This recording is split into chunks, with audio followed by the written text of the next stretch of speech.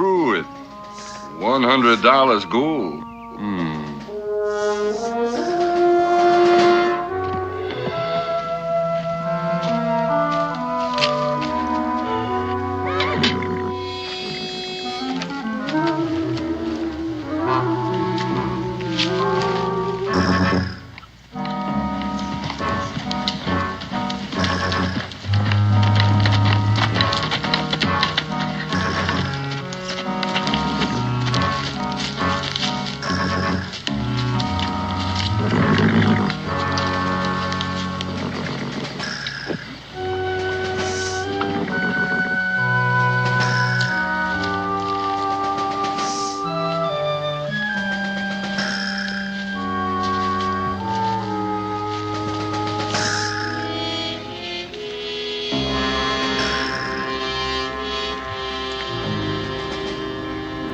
Mason boy, where are you?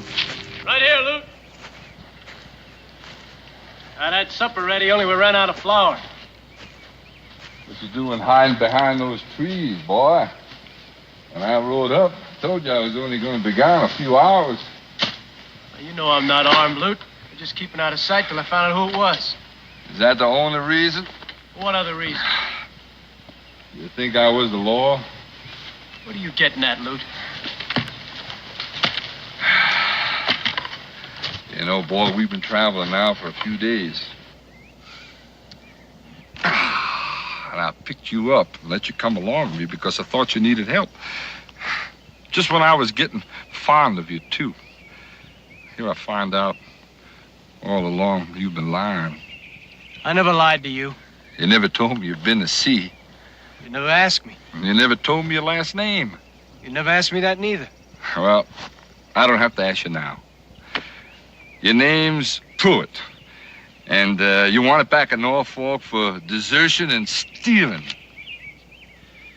All right, Luke. I jumped ship, that much is true, but I never stole. You know a slave called Solomon? Where'd you hear of him? Town this afternoon. I asked you if you knew him. Yeah, he was cabin boy on that ship I was serving on. If anybody stole, he did. I kind of knew you try to put that on someone else.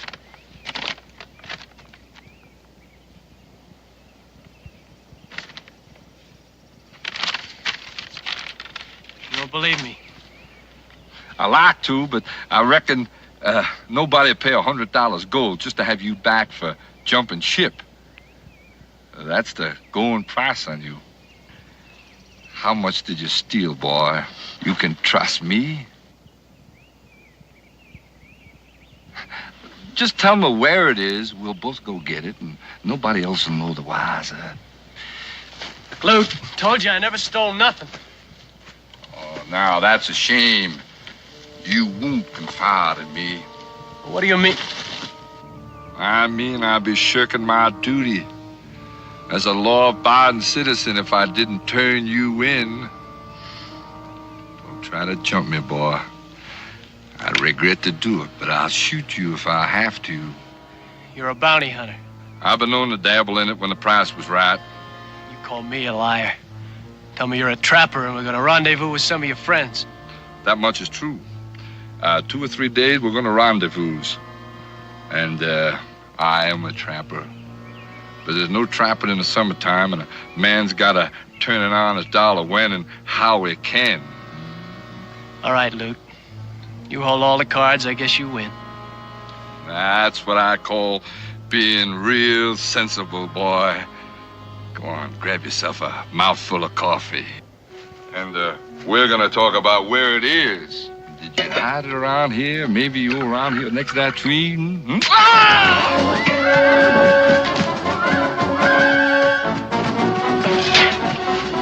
Oh! You shouldn't have done that, boy.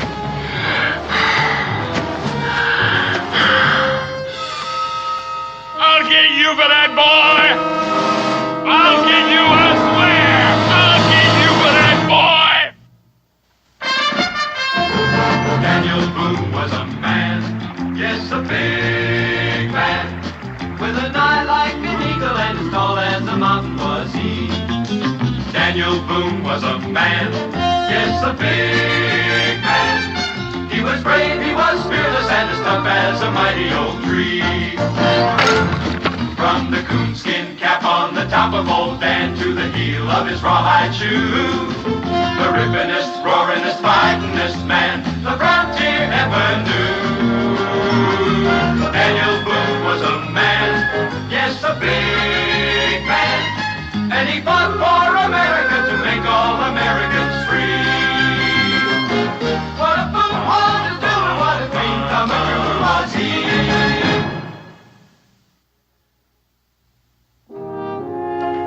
Kitty, you sure you haven't changed your mind about coming in with us? No, sir. If it's all the same to you, I'll stay here and tidy up the camp a bit. You don't know what you're going to be missing. I know what I'd be missing.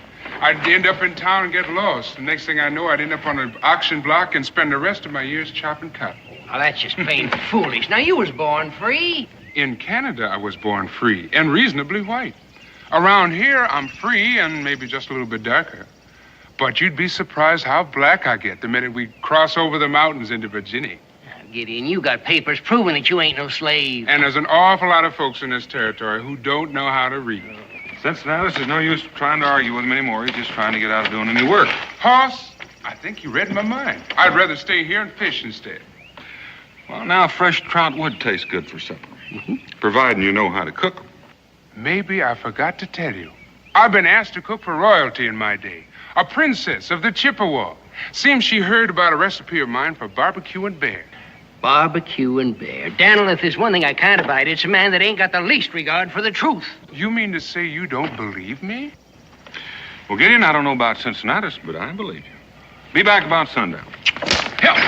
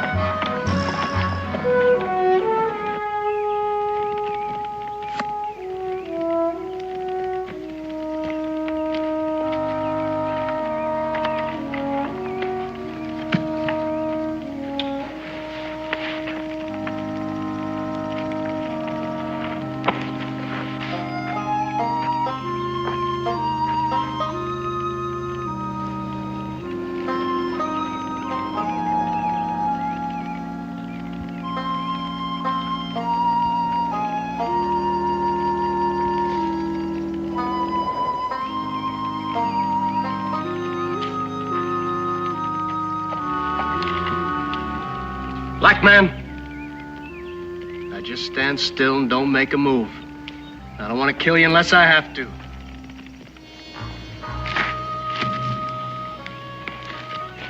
You don't know how much that does to ease my mind.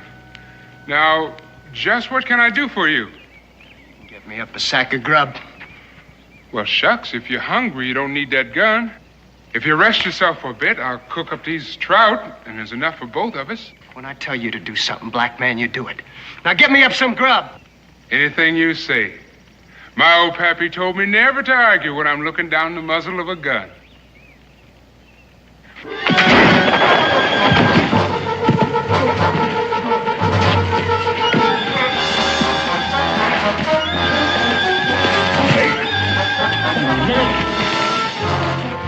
All right. Now, maybe we can sit and talk. I don't take real kindly to folks who try and steal from me or shoot me. Drop that knife, black man. Get your hands in the air.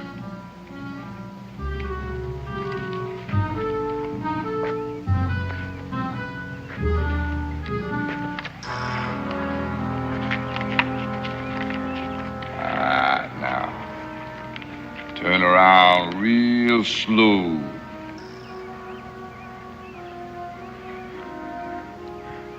Looks like these woods is getting overrun with thieves. Those arms on. before one of you decide to run. And then I'll have to spoil some valuable property. Lute, you caught me fair and square, but you can't chain me up to him. Why not? Because I just spent 6 months in a ship's hold full of his kind, and I don't like the sight or color of him. So, you're a Blackbirder, huh? What's wrong with that? Boy, if you don't know, I reckon I ain't got the time to tell you. Talk like Yo, hey, oh. Pick up them there irons like I said and get back there and put them on. Make sure you put them on your friend Solomon, too. That was nice of you, Mason. You led me right smack to him. I must say, you two make quite a pair. I don't know who you are, and I don't know who this Solomon is, but whoever he is, I ain't him. Don't go pretending ignorance to me. Mason here told me all about you before he cut out and ran on me. I already told you before I never heard of no Solomon, except the one they mention in the Bible. My name's Gideon Choctaw. I was born free in Canada. In fact, I got my papers right here to prove it. Here, you read these papers, mister, and you see just how wrong you are. Don't you pay him no mind, Lute. You're right. His name's Solomon. I came here to meet him. You read the papers, mister. Don't make any difference whether your name's Solomon or not. You'll make a fine price on a slave mark. Lute, you let me go free, I'll tell you where you hid that money. That's what we was fighting about.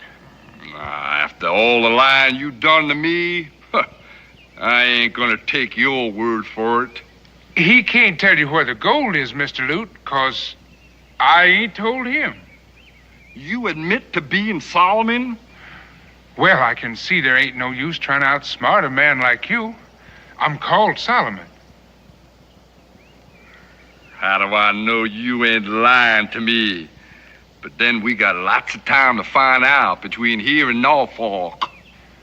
Norfolk? That's a long ways to travel, Mr. Lute. It'll take us a while. Where else am I gonna collect a bounty on you two? Now you just sit there. I have to do a little foraging. Might need a little more grub before we get to go where we're going.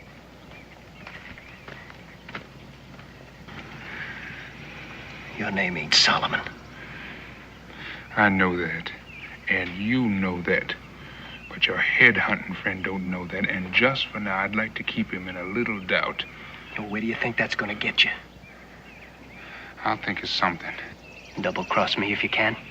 If it's to my advantage. Don't you ever try, because if I get out of this... If you do get out of this, I'll get out of it, too. And you stay clear of me, boy, because I don't care for your kind any more than you seem to care for mine. You trying to scare me? I don't reckon that would take too much, 'cause you're all mouth and no backbone. I'm gonna get you for that black man. Mason, don't you ever lift your hand to me, boy, or I'll eat you before breakfast.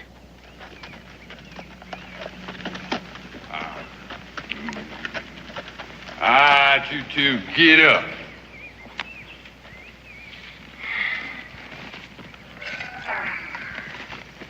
You got cornmeal, you got ham, and you got a layer of bacon. You've been living high off the hog, ain't you? Feller's got to eat to keep up his strength. Yeah, well, you're gonna need it after I'm through with you. You ain't been camping here all alone, have you, boy? You see some signs of someone else? I see 3 bedrolls over there. Well, I'll be honest with you, Mr. Lute. I stole the wagon. Them bedrolls and supplies was in it. If you was to look real close, you're likely to see some wheel marks. Whatever happened to that wagon, boy? Well, I sold it to a trapper passing through. I thought maybe I could make better time afoot. You're lying again. Well, if you think so, why don't you just sit here and wait and see? I reckon that's just what you want me to do, ain't it? Yeah, well, I'm gonna take this here trout, make a nice little meal come supper time. All right, now let's move out. Which way? Right out amongst those trees there. Well, that's heading north, Mr. Lute. That's the wrong way to Norfolk, unless somebody's gone and moved the whole Atlantic Ocean. Who said I was going in that direction? That's just what you want me to do, ain't it? Well, I don't aim to leave a plain trail. Yeah. All right, now, you move out in the direction I said. Yo!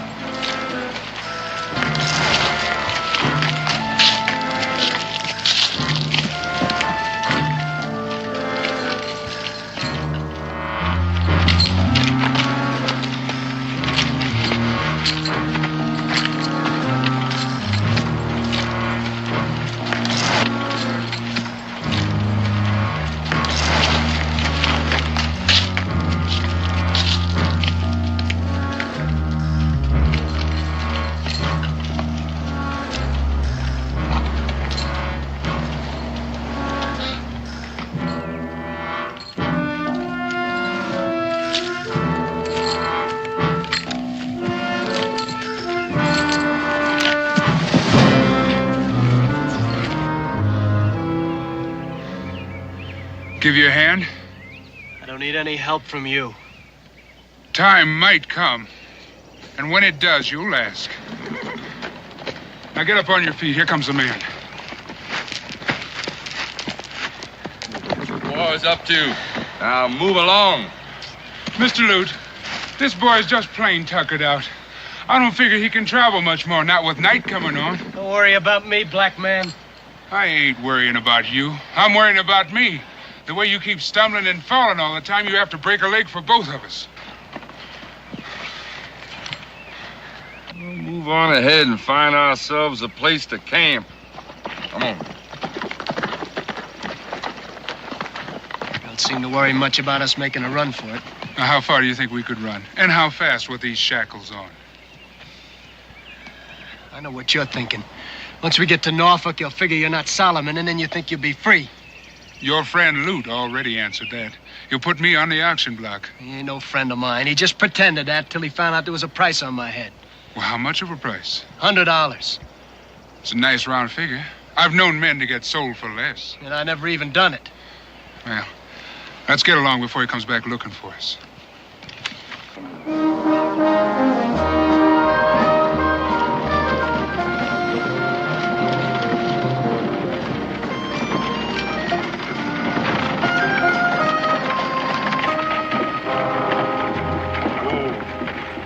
What in the world is going on here? Look at this. Must have been some bear rummaging around for some food. Well, if it was a bear, he was wearing horseshoes.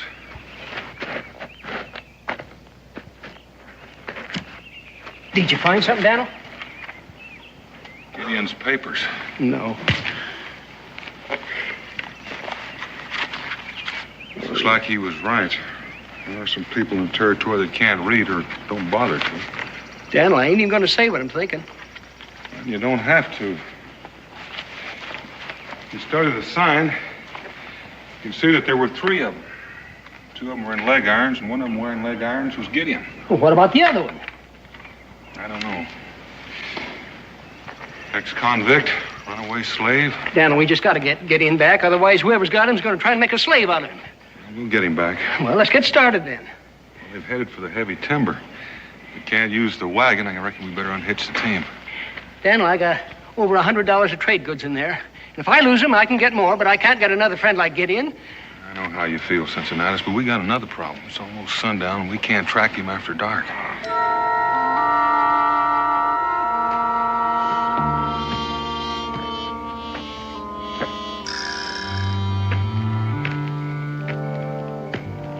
Get up.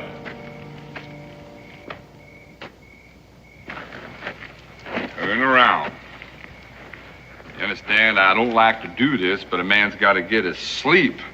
And I ain't so sure that I can trust either one of you when I close my eyes. Well, you could hear this chain rattling if we was to even make a move. Maybe I can, and then again, maybe I couldn't. Leastways, I'm not going to be taking any chances. Mason, tie his hands tight. And this ain't going to be real comfortable for you, but it's going to do wonders for my peace of mind. Now, you ain't tying that tight. I said real tight, boy, and you make it tight.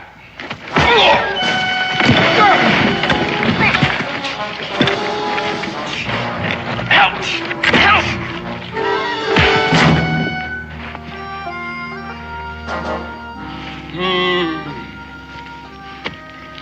Try that again, boy. I'm a peace-loving man, and you made me get real close to making me mad. There ain't no use in you talking to him, Mr. Lute. He can't hear you. Maybe he can't, but you can. And don't you get any cute ideas about taking me, because that ain't going to be a patch of what I'm going to do the next time. When I decide to jump you, Mr. Lute, I'm going to get the job done real fast. Just say when. I will say when. It's a long ways from here to Norfolk, and it stands to reason you going to get a little careless. Don't depend on it, Bar. Now, you take Mason and drag him to that tree, quick, or I'm going to lose my patience and bust you one right over your head. I like to be a peace-loving man.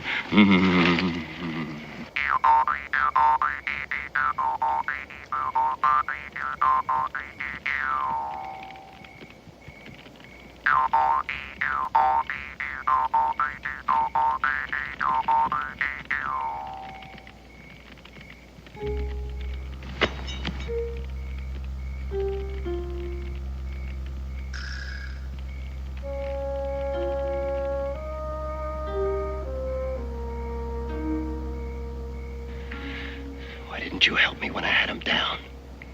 We could have got away. With these irons on. He's got a key. Have you seen it? Well, no, but it stands to reason. Well, what I've seen of your head-hunting friend, I don't doubt he's already thrown the key away. And if we'd have tried to break and run, he'd have shot us both. Not if he was dead. Look, even if he didn't have a key, we could have found some way to get these chains off. You mean to tell me you were setting out to kill him? If you would give me some slack in that chain, I could have finished him. Then I'm glad I stopped you. I don't hold with murder. What do you mean, murder? That's what it would have been. What do you think Lute would have done in my place? Shot you in the back, given the opportunity. So what's the difference if I kill him? The difference between you and him. What do you mean by that? The difference is Lute ain't got a conscience. He could shoot you down and never turn a hair. But you ain't like him. How do you know what I'm like? I'm talking to you, ain't I? I don't mean nothing. Answer me one question, Mason. Have you ever killed a man? Well, no, but... Then my advice to you is to keep it that way if you can. Killing ain't something you just do and then it's done. It's something you have to live with, and it ain't always real good company.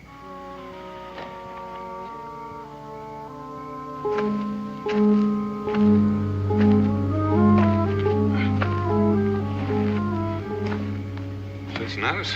Well, Daniel, I thought you were still sleeping. I thought you were, too. Oh, I've just been traipsing back and forth here, worrying. Well, why don't you do your worrying tomorrow and get some rest? We might have quite a ways to travel. Daniel, I just hope we ain't too late. Well, Cincinnatus, look at it this way. If anybody was going to sell Gideon, they wouldn't be about to hurt him. And they can't travel very fast in those chains. We'll catch up to him in time. I just feel in my bones that we should have taken right off after him. Well, now, if we had, some of those bones you're talking about might have been busted up by this time out there in the dark. Now, get some rest. I reckon you're right, Daniel.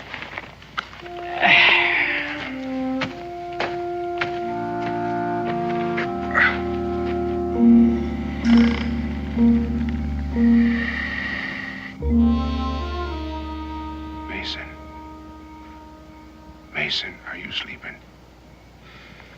How could I sleep all tied up like this and half froze to death?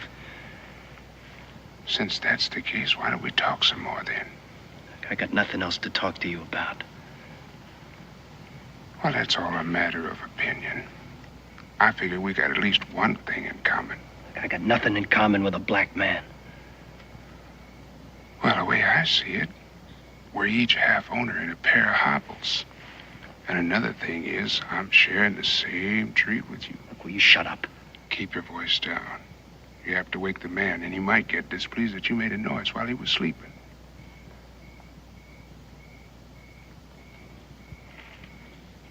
Is it just me you don't like, or is it my color?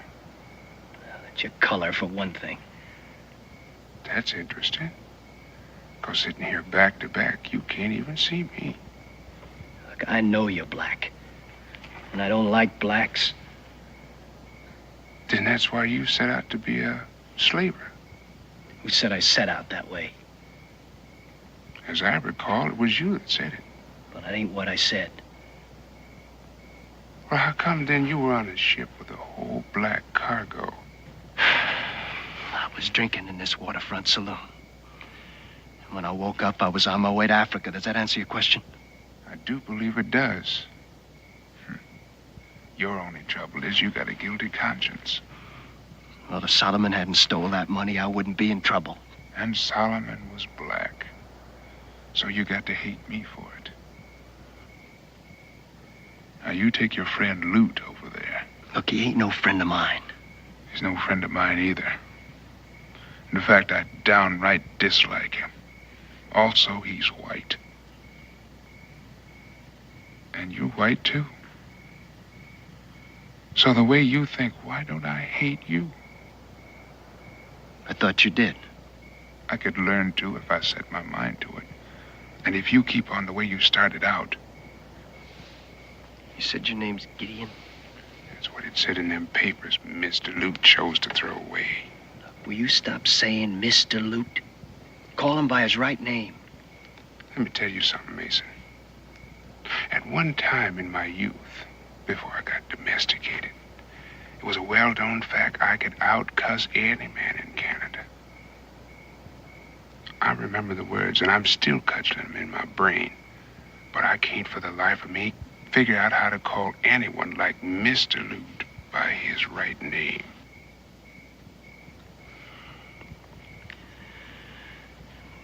About them papers.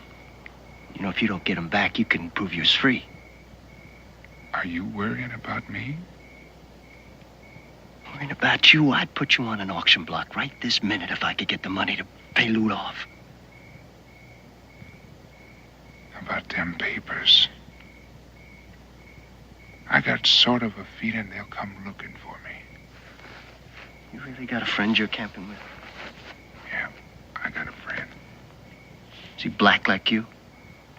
Well, I've heard it said some folks call him black-hearted. But on the outside, he tends to be light-colored. You two figured I was sound asleep, huh?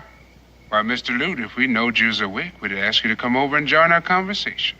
I turned all right, except I was listening instead of talking. You hear anything of interest?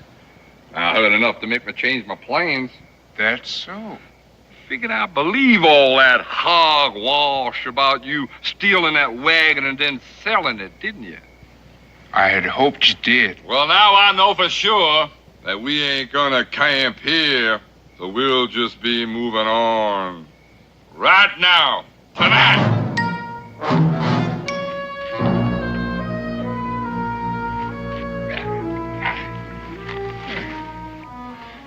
You're not the most stupid man.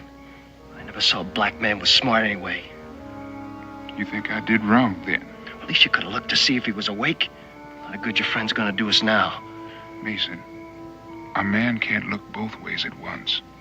And it stands to reason, if he's looking back, he ain't likely to see what he's walking into.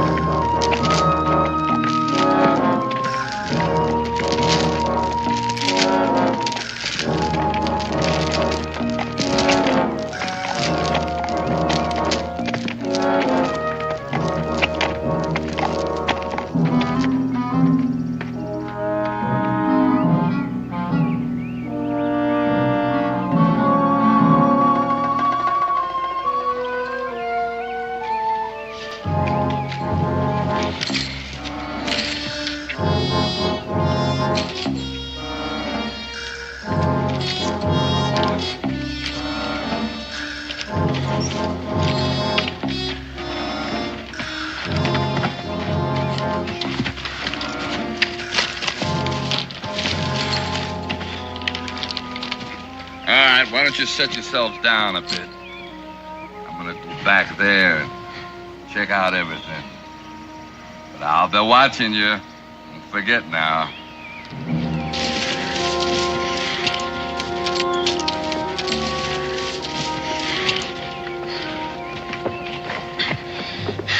Think your friend can track us through this kind of country? Yeah, he can find a trail. This chain has got to leave a mark or two along the way. And what happens then? He's apt to get disturbed at me for letting myself get captured. You really think he can get you out of this? I'd like to keep that thought in mind. Would you ever stop to think he might get himself killed? By Loot? By Lute's friends. Where do you think we're going? The only name I've heard so far is Norfolk. That's after we meet Lute's friends. They're waiting for us up at a cabin up in Indian Creek. When your friend's gonna help us, you better get here pretty soon, because you haven't got far to go. I'm real glad you mentioned that. What are you doing? I'm just leaving a little trail. A lot of good that'll do us. It could do us a lot of good. Because from now on, one of us is going to get tired and start walking mighty slow. Hey, which one's that?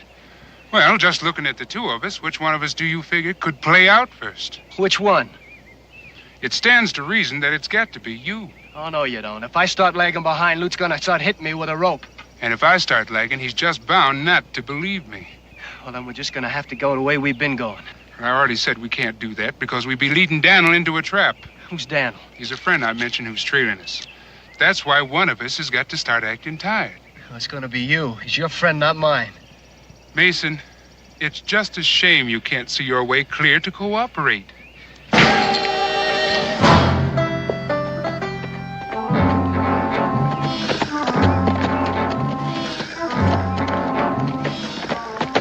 You two boys, get up.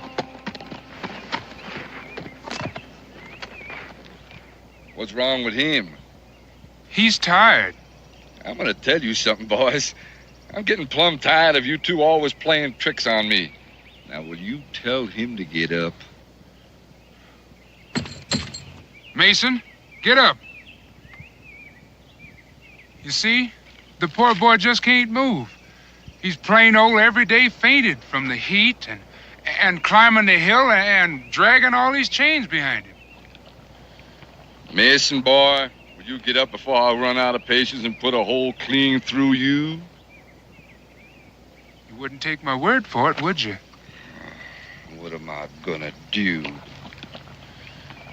$100 worth of bounty lying down there and your friends pushing me from behind? Well, the way I see it, Mr. Loot, you could let him stay there until his strength starts coming back. Let your friends catch up with me? I ain't gonna do it.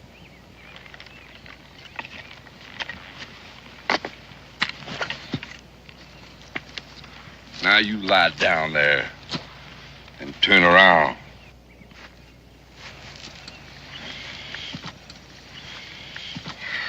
I reckon a little water will revive him.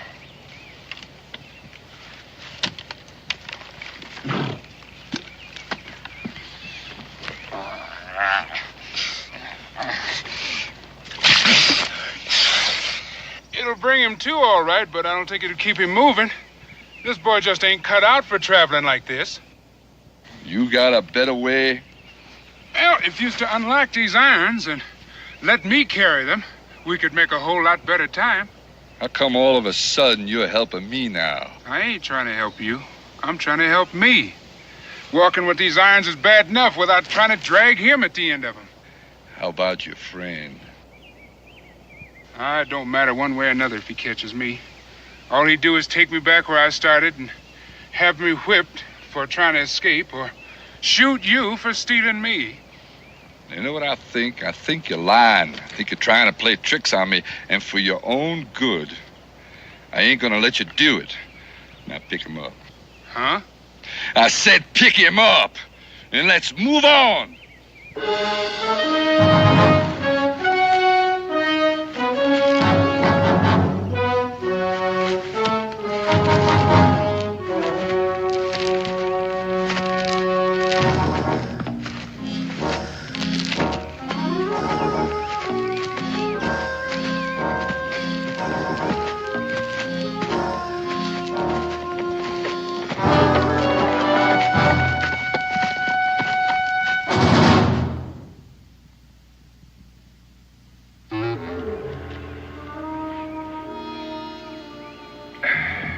camped here a while last night. The ashes are still warm. We may just catch up with him tonight, but if that slaver figure's worth tailing. Well, why should he think that? He's got to figure out that Gideon wasn't camped alone and that sooner or later we'd come after him. Well, which way do you think they're headed? We're never going to find out standing here. Come on.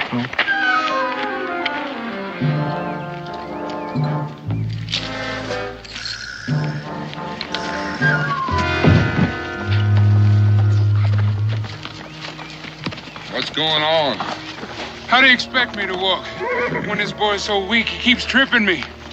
He can't hardly put one foot in front of the other with all this weight. All right. Unlock him. Take the shekel off his foot and put it on your foot.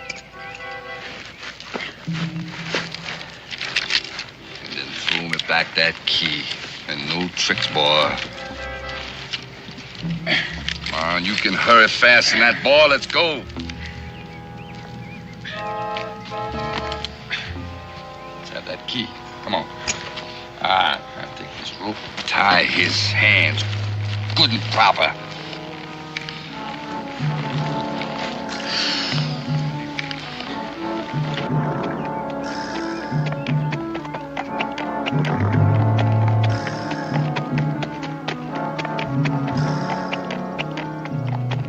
When the time comes, you cut and run. I'll let you know when. Will you expect me to outrun that horse? I expect to take care of that, too.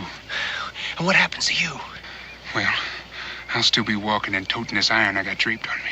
Oh, you expect me to come back and help you when I get free? Well, the idea had crossed my mind. And what makes you think when I get free I'm going to come back and help you? Well, neither one of us will ever know that until the time comes. Will we? What are you two talking about? Just passing the time of day. You're plotting against me, ain't you? Thinking up some plan to get away, right? Why, Mr. Lute, why would you think that? Why, Mason here's so tired I don't think he could run. And besides, he wouldn't want to be out here in the woods all by himself with both his hands tied. And as you can see, I couldn't travel too far or too fast with these chains on. Now, you listen, Blackbird, and you listen good. I ain't about to kill Mason. He's worth twice as much as you are. Besides, he's white.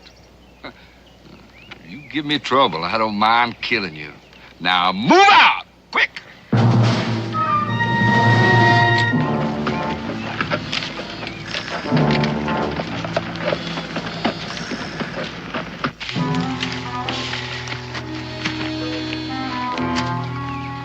Daniel, we gone as far as we can go. There ain't no way we can track him through this country. They've been bearing to the north. So I reckon we might as well go in through that gap. Well, if they didn't go that way, it might take some time before we can pick up their trail again.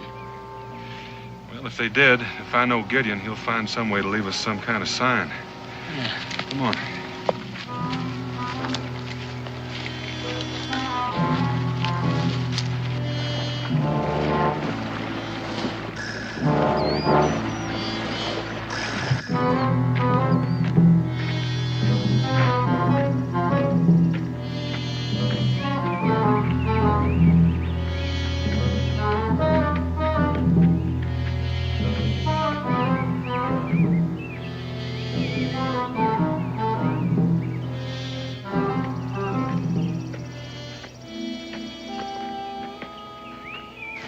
In Cincinnati, we haven't lost the trail yet.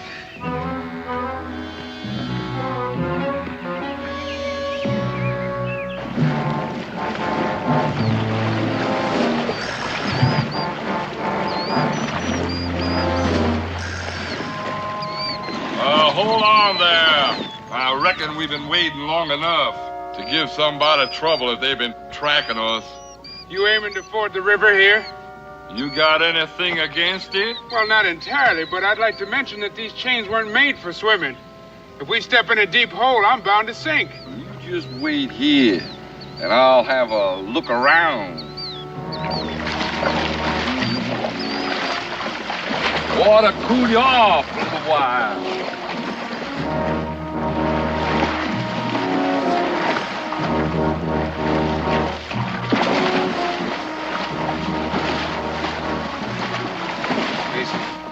I think the time has come.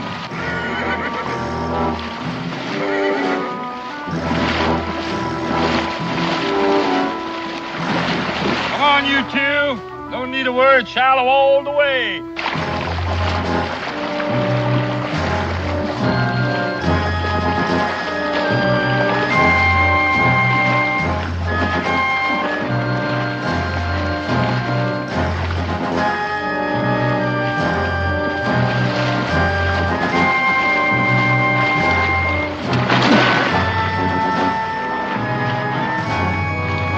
Hey, what's wrong there? Run, Mason, run!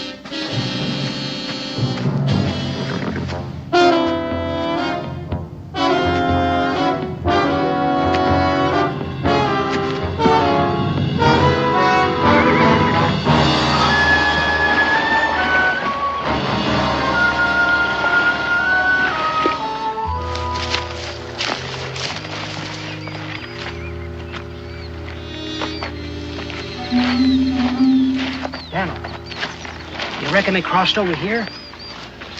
I don't know. It's a good bet they took to the stream to throw us off the trail. That ain't gonna help much. You reckon they went upstream or down? That's a good question. So far, they've been angling downstream. Reckon we'll try that way first. Maybe we can find where they crossed out. Yeah, well, there's one good thing. They ain't gonna make much time as long as they're in the water. Let's go.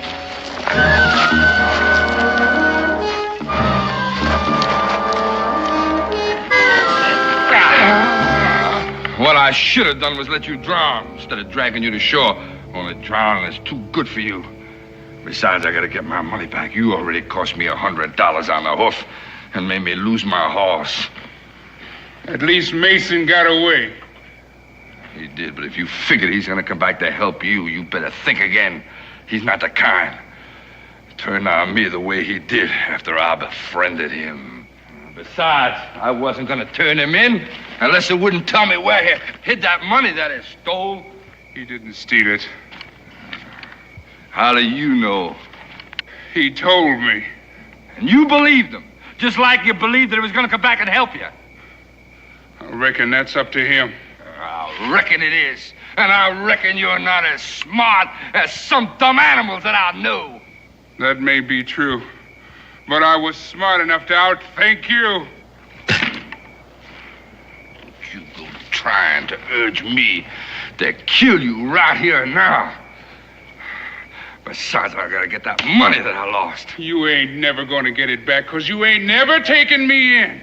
The first chance I get, I'm gonna lift your scalp. Don't you go threatening me.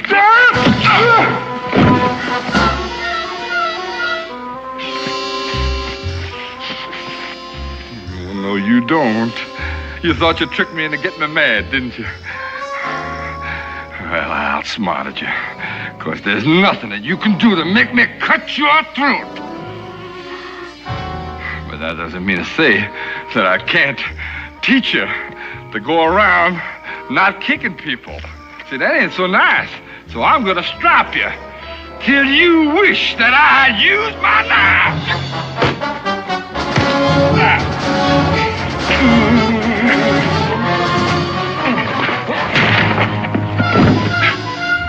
Come on, boy.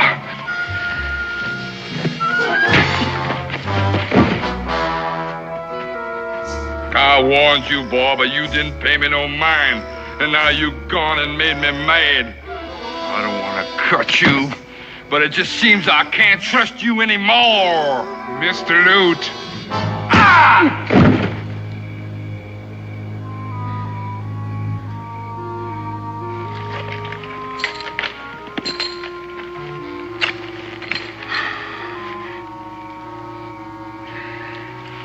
You all right, boy? I'm fine. Mason, why did you come back? You could have got yourself killed dead just now. You could have got yourself killed dead trying to help me. That makes us even then. Well, not quite. There's one other thing. Get him.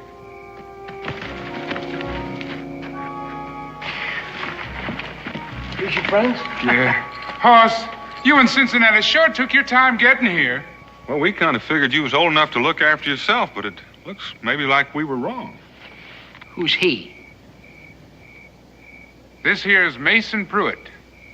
You might say he's my traveling companion. You might say that he's my friend.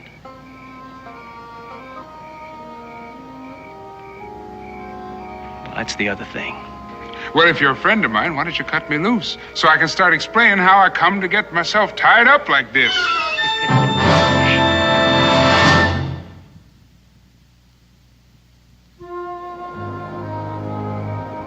What are you going to do now, Mason?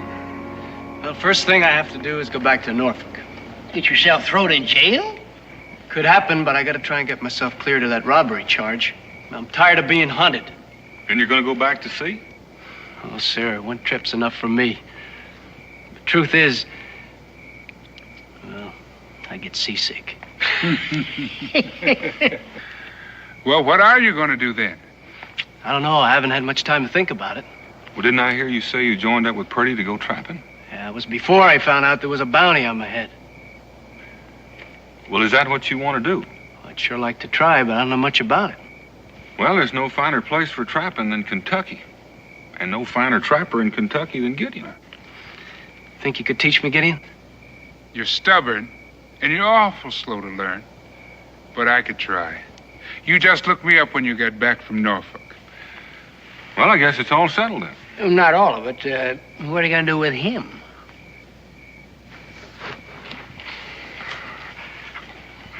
What you gonna do with that now, Mason boy? What I ought to do is what you meant to do to me. I was only fun, and you know that. Remember how we used to be real good friends? Yeah, I remember. Oh, thank you. Thank you. Now get out of camp before I change my mind and skin you. Ain't you gonna let me have my gun? You got some friends a little ways from here, don't you? Well, I figure you'll make out all right. Could I have my horse? I think Gideon needs that horse a little more than you do. That'll about make him even. Now get out. You drive a hard bargain, boy. But just to show you there ain't no bad feelings. Don't ride that horse through Salem, 'cause that's where I stole him.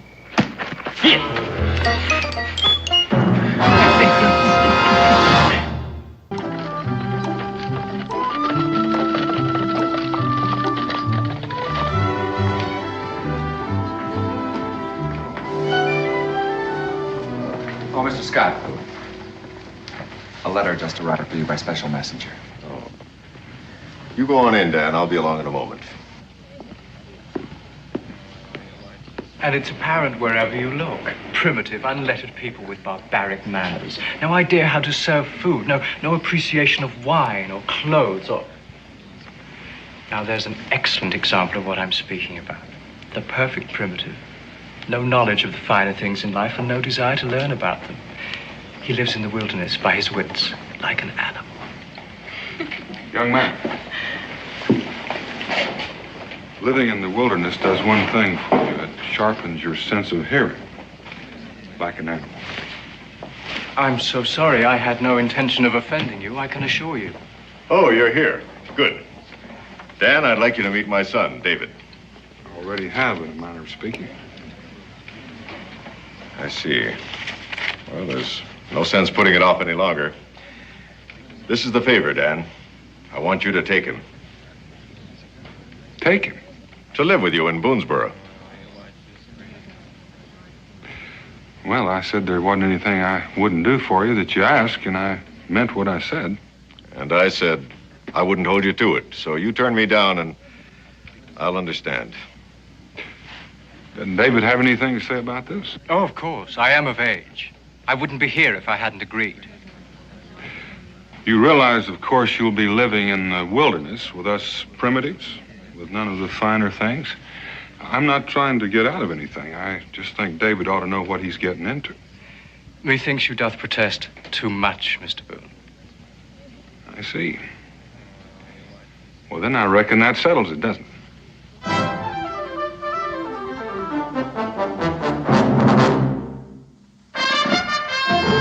Daniel Boone was a man, yes, a big man, with an eye like an eagle and as tall as a mountain was he. Daniel Boone was a man, yes, a big man. He was brave, he was fearless, and as tough as a mighty old tree. From the coonskin cap on the top of old Dan to the heel of his rawhide shoe, the rippinest, roaringest, fightingest man the frontier ever knew. Daniel Boone was a man, yes, a big man, and he fought for America to make all Americans free. What a Boone wanted to do and what a dream come true was he.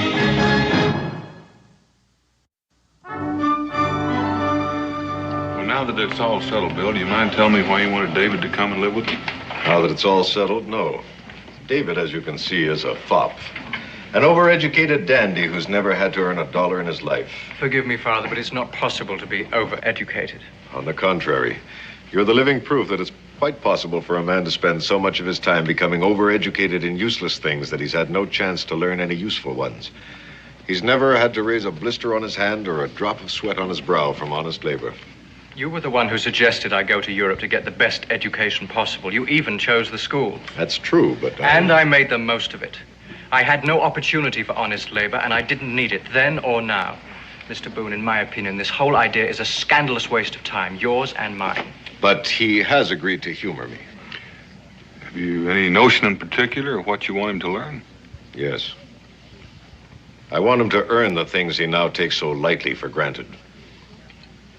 I want him to learn what it's like to bend his back over a pick and shovel, to fell trees and cut and shape them for a house, to walk a 60-mile trap line in rain and snow, to shoot his food and skin it for the clothes on his back. I want him to learn what life is all about. Yes, but you see, Father, that is not what my life is going to be about. I don't intend to ignore 12 years of education. I mean to use them. Well, I think your father has a point, David. I think maybe your education could stand a little filling out. There is nothing that cannot be learned from books, Mr. Boone. Well, now, I doubt that. I don't think you could find any book that says that. Besides, this conversation is quite academic. I have agreed to give up several months just to keep my father happy. Do you think that's long enough, Dan? Well, you can learn a lot in a short time if you want to, and nothing in a long time. I think it's up to David. Oh, no, Mr. Boone, it's up to you.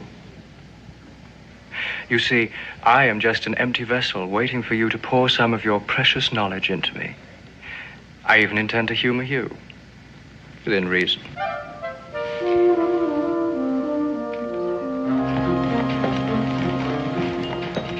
Unfortunately for me, of course, I shan't be seeing such delightful creatures as you two where I'm going. We'll miss you. Don't be gone too long. Well, I'll try very hard. I assure you that I'll... Well, he seems ready for the frontier. Seems pretty well set up for a young man spent the last 12 years living the life of a gentleman. Dan, I don't want you to hold back. Treat him as you would any other young man. And don't be afraid to, well, make it as difficult as you think necessary. Within reason. Of course, I leave that up to you. He's made of good stuff, I'm sure of it. Mr. Boone, if you're ready, I'm sure I am. What is that? Paints, brushes, canvas, sketch pads, and charcoal. David fancies himself an artist. Correction, Father. I am an artist, and a very good one. Well, I'm sure you are, David, but, well, we've got a long trek in front of us, and since you're new to the frontier, you may just find it difficult to propel yourself. Mr. Boone, I agreed to subject myself to this puberty rite to prove my manhood according to my father's antediluvian notions. But I did not agree to waste all of my time. I will not forego my art, not even for 2 months, and nothing that you can say or do will force me to do so. All right. There's some things a man has to learn the hard way. Oh, my badge of courage and virility? Well, you might find that it might come in handy before we get to where we're going. See you in about 2 months. Without fail. Goodbye, son. Dan Boone's the best man I know. Follow his lead and you can't go wrong. I follow my own lead, Father, and I haven't gone wrong yet.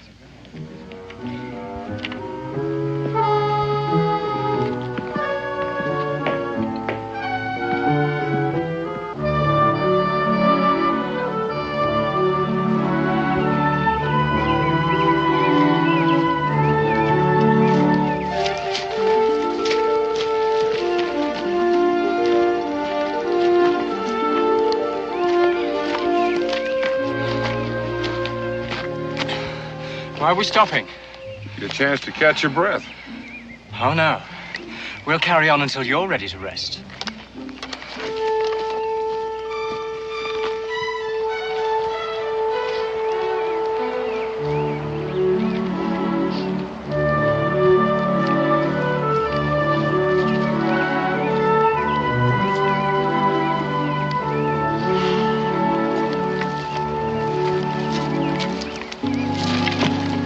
Now why are we stopping? Because I'm ready for a breather and a little food.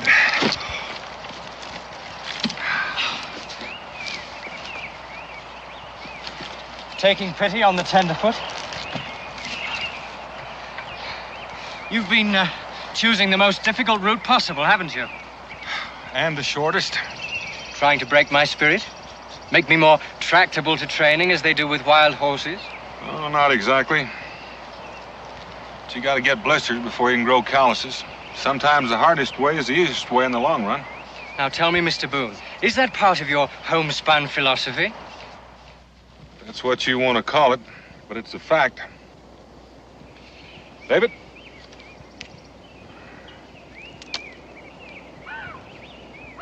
I heard that you pioneers sometimes eat horse meat, but I didn't know you ate the harness too. It's horrible.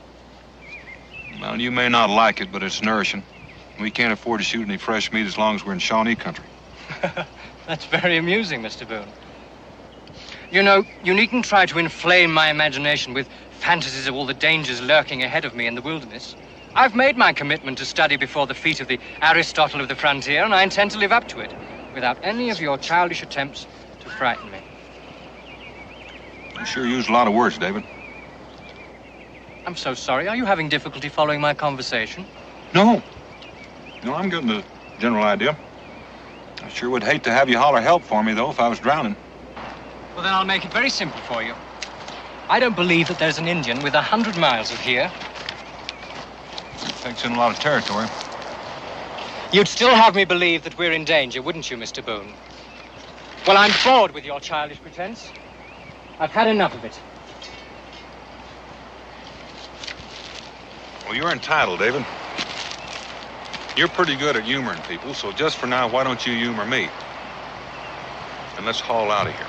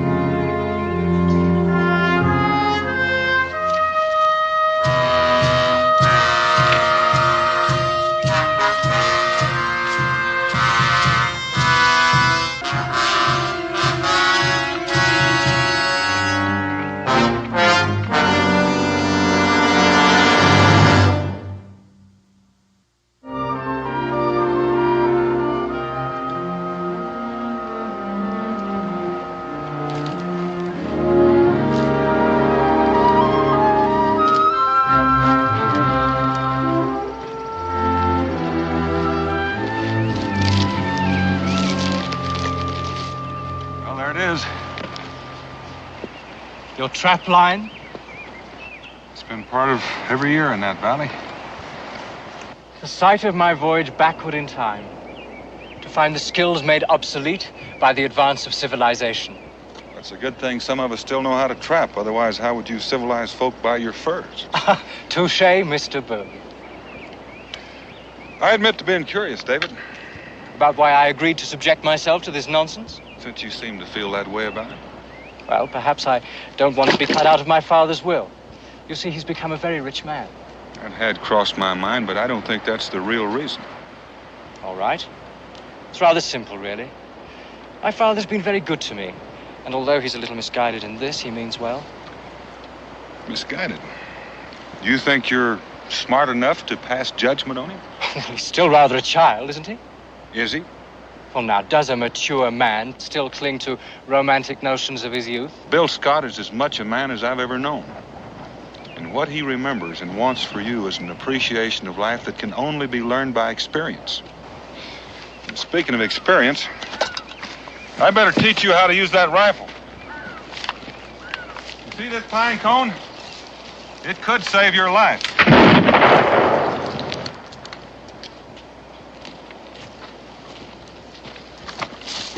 Did I say I was going to teach you how to shoot?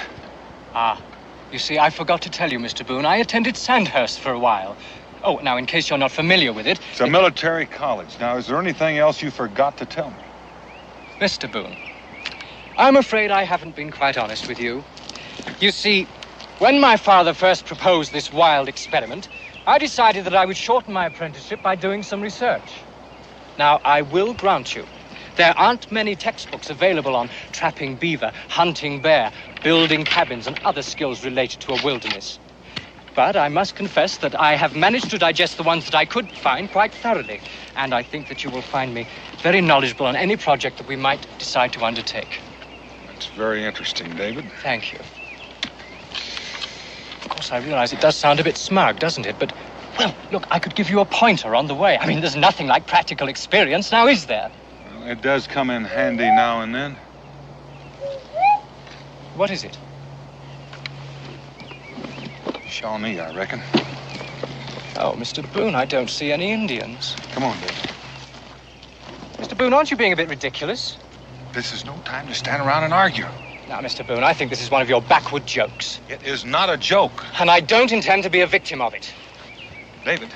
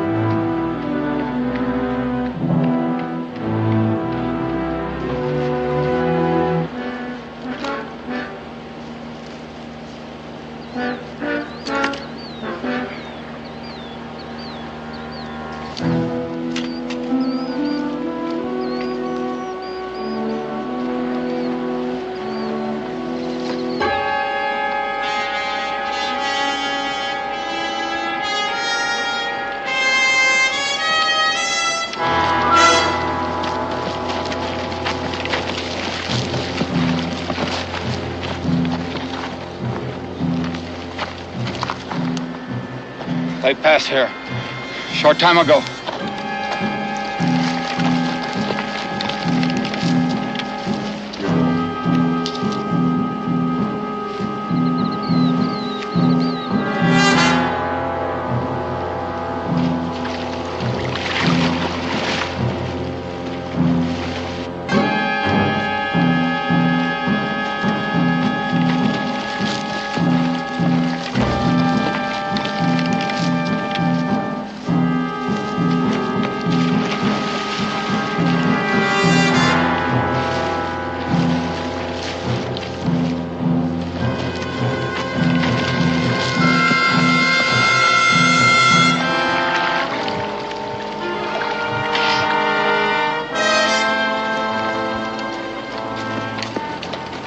Tracks on the shore?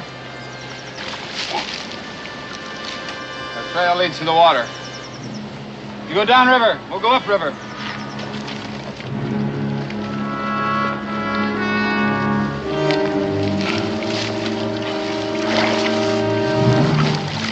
Quietly. Let him get out of earshot. He's magnificent. Most impressive specimen. Do you think he'd pose for me? Long knife? Well, he might trade you even. A little of his time for your scalp. Well, if they're on the warpath, why did they have a woman with them? The Long Knife happens to be the son of a Shawnee chief. When he left his father's tribe, he left with a handful of followers. Might be he's looking for a new place to light. Well, what did they disagree about? About killing pale faces. The old chief was dead set against him. Mr. Boone. Well, I think I owe you an apology. About the Indians, I mean. Well, I reckon that makes us even. I owe you one for hitting you, but there wasn't any time to argue. Well, under the circumstances, I accept. Let's go.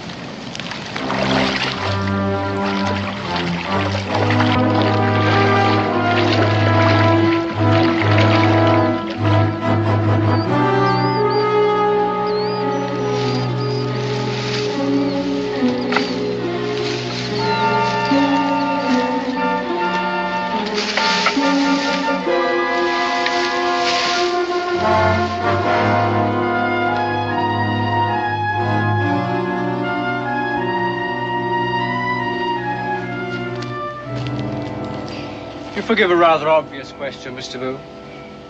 I mean, a very short time ago, we were running for our very lives from angry savages, and yet now you sit terribly calmly, build an enormous fire, and cook some fish.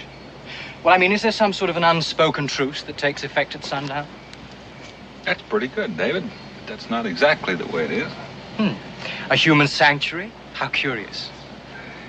Well, you see, Long Knife's father's a chief, and he owns this land. And they had a falling out, and Long Knife swore never to set foot in this territory again. Could you draw me a map of it?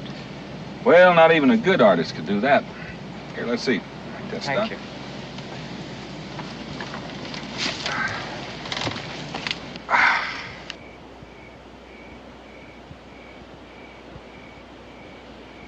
I've tasted trout in the finest restaurants in London, Paris, and Switzerland. It never tasted like this before. Well, catching it yourself adds a special flavor. That and eating out in the open.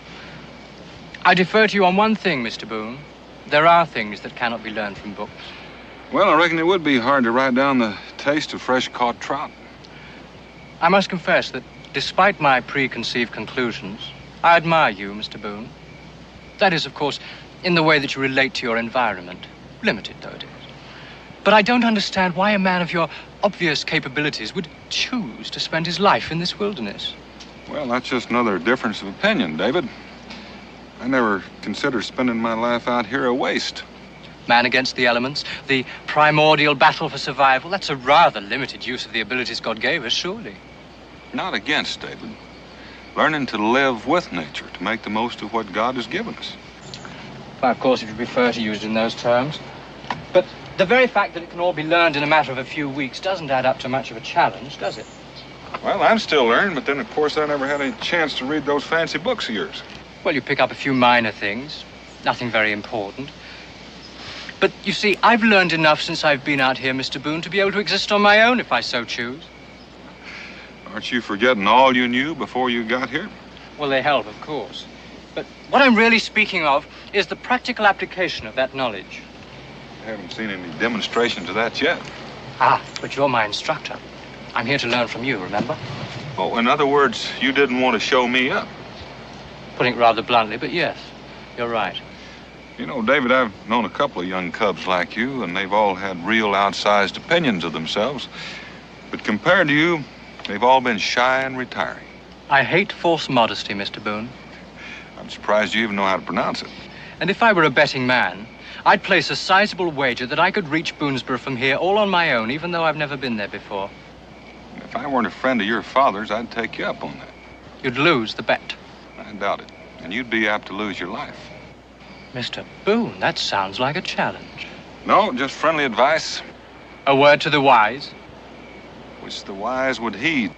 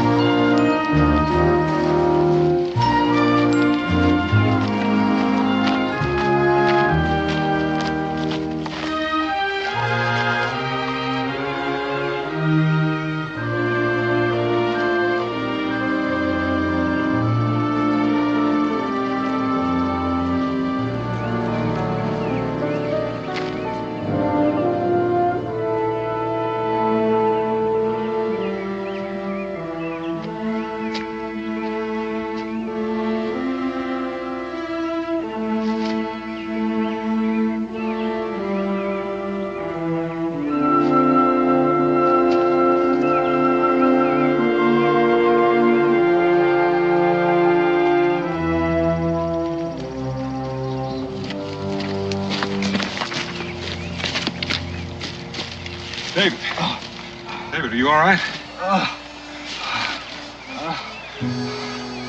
Oh, my stomach. I know, you've been poisoned.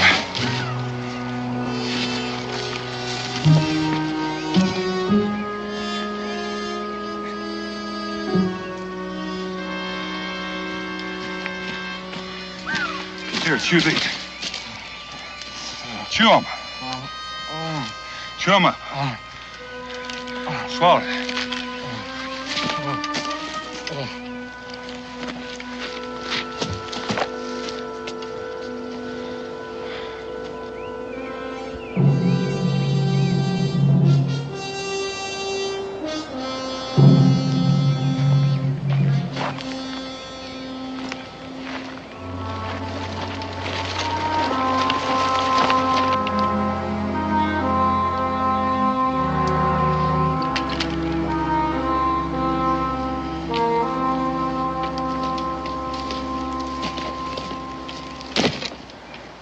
How do you feel?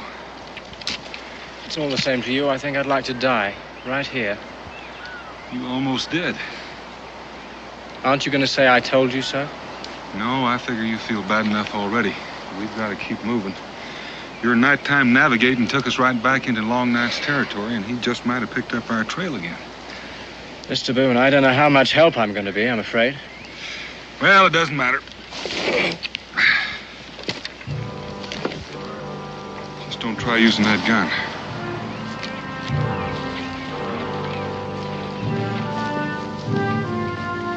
Welcome to our camp, Long Knife. I've been sort of expecting it. I have a difficult trail to follow. You're not quite difficult enough. Now that you've found us, what can I do for you? This your friend? He's the son of a friend. That's my picture. How did he get it? I suspect we found it wherever you left it.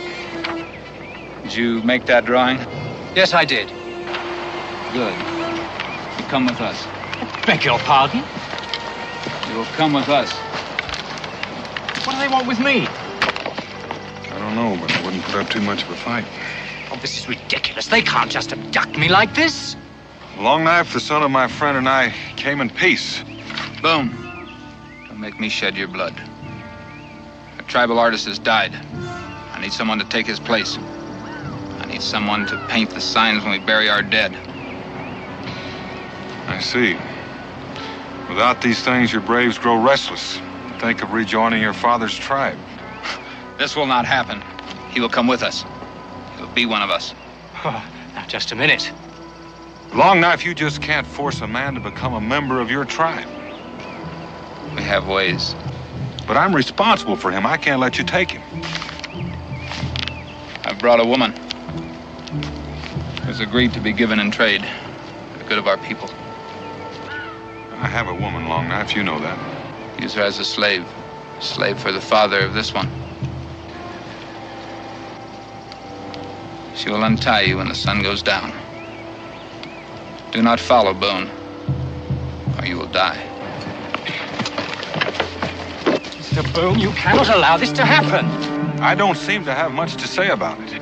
Well, contact my father. Perhaps he can... I'll do that. But don't you do anything foolish. Have patience. Do you understand that, David? I think I do.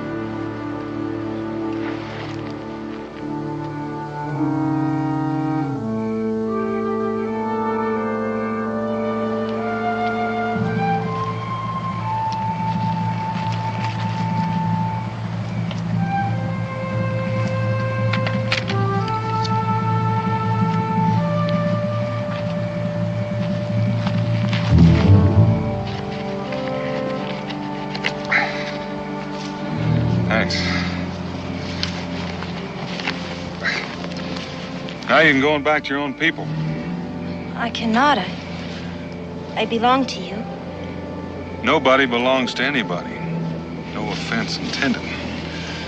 But I cannot go back. I've been given in trade. It's a matter of honor for me and for Longknife.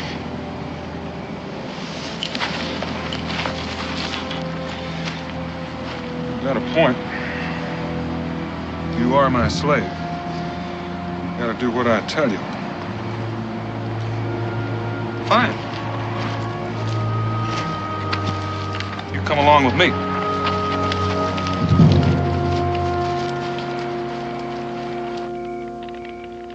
You may rest now. Ah, is the painting finished? Oh, no, it will require several more sittings. You have great magic in your brush. It's not a question of magic, it's a question of being taught, a question of training. Where did you learn such magic? In a school, across the ocean. The ocean? Across the big water. Far from here. Yes, well, anyway, that's where I learned to paint. This painting gives me strong medicine. Stronger than that of my father. I will become the chief of all the Shawnee. Oh, I think you're attaching a little more power to this painting than really exists. When this painting is done, you will teach me the magic. Oh, I'm afraid I can't stay that long. You will stay. You will become a blood brother to the Shawnee. My people will become your people. Now, I'm sure you intend that as a great compliment, and I am deeply flattered. But I don't really think I'm worthy of such an honor. And the plain truth of the matter is, I have no desire to become your brother. To become a Shawnee is a great honor.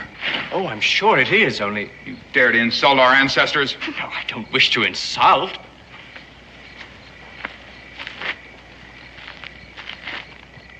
You paint again. Yes.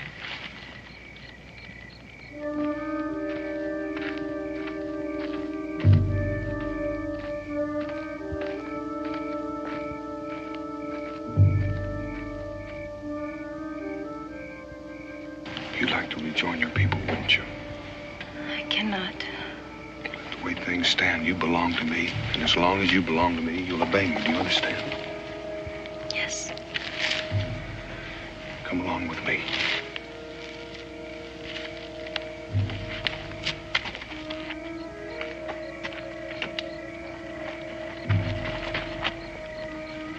Good. Ah, you're tired of holding that pose? Then we shall finish the painting tomorrow. Now you become one of us. What? Ready for the ceremony. Why don't we just finish the painting?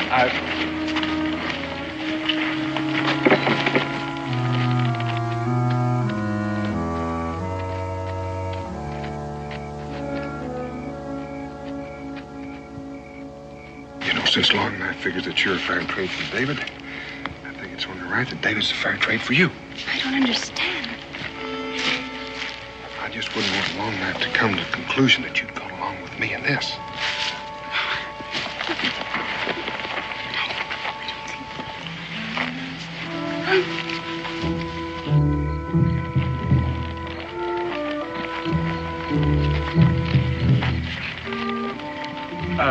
I have read several books about the more common Indian rituals. Am I permitted to ask which one of these I am to be subjected to?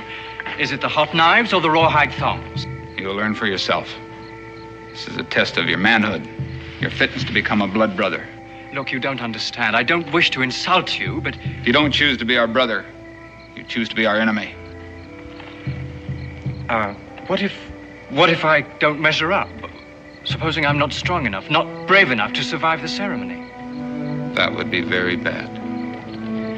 Tell me, is it a customary part of your ceremony to be tied up like this? Does it not question a man's courage? Soon you'll be untied to run the gauntlet. Run the gauntlet? It's our first ritual. Since there's but 8 of us, you will be allowed to run it twice.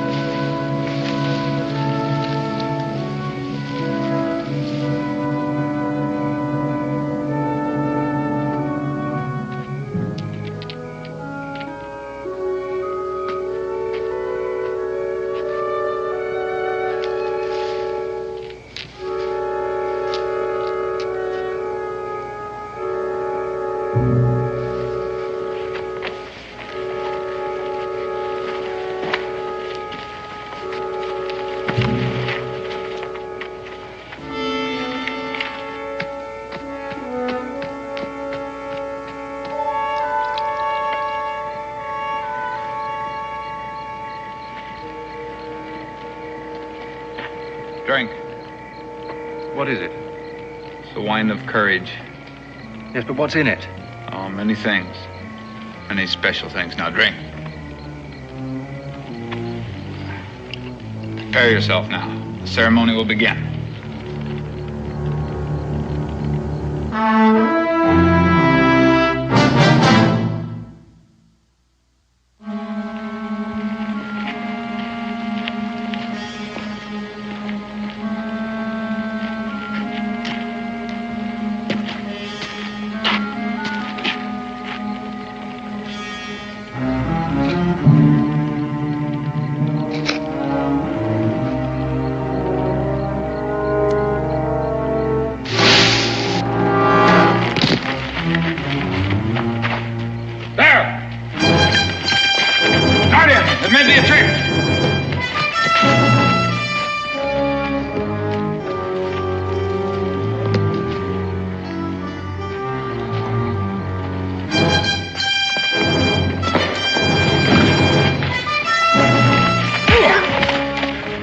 Magnificent tactics, Mr. Boone. Let's get out of here. Won't they follow us if we run? They'll kill us if we stay here.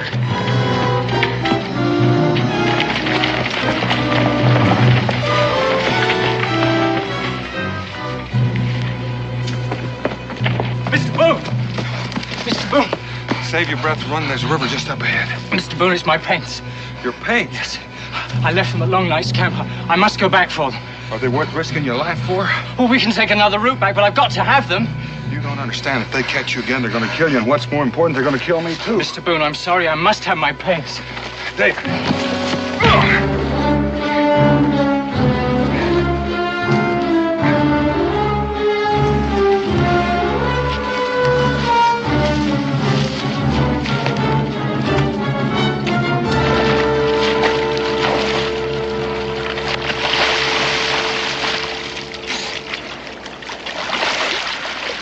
Mr. Boone, you struck me. Again. That's right, I did, again. All right, sir. This time, I insist on satisfaction. Listen, I'll give you a chance, but this is not the time or place. Long Knife's behind us, and if we fight here, he's the only one that's going to get any satisfaction out of it. Very well. I will await a more propitious time. Well, I'm sure glad to hear that. Now, let's get out of here.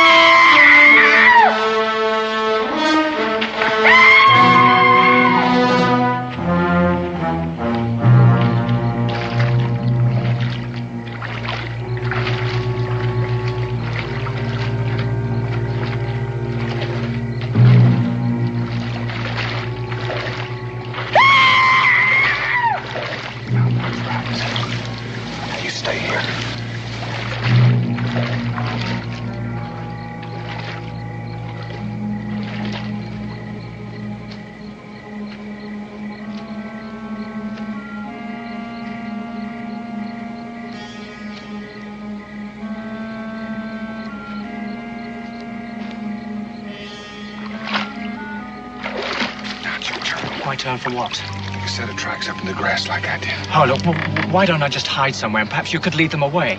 Now, wait a minute. It's not that I want to make you the quarry for my own safety. I don't want to see you killed on my account. Besides, you can outdistance them alone. Well, you do like I asked. Don't you think Long Knife can tell the difference between two sets of tracks and one? Yes, I should have thought of that.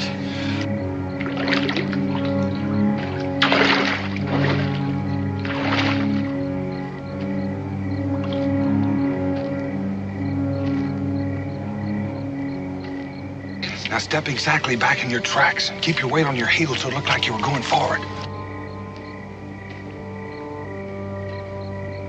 Rather tricky, isn't it? It's very convincing, though. Do you think Long Knife will be taken in by the deception? Better hope so. Come on.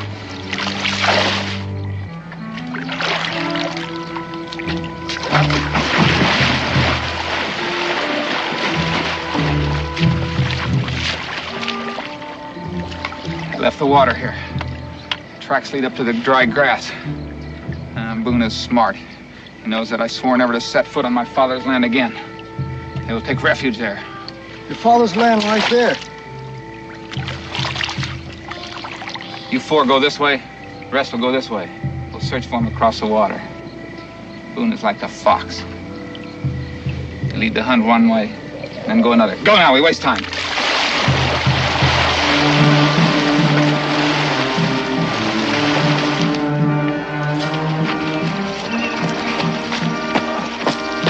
Mr. Boone.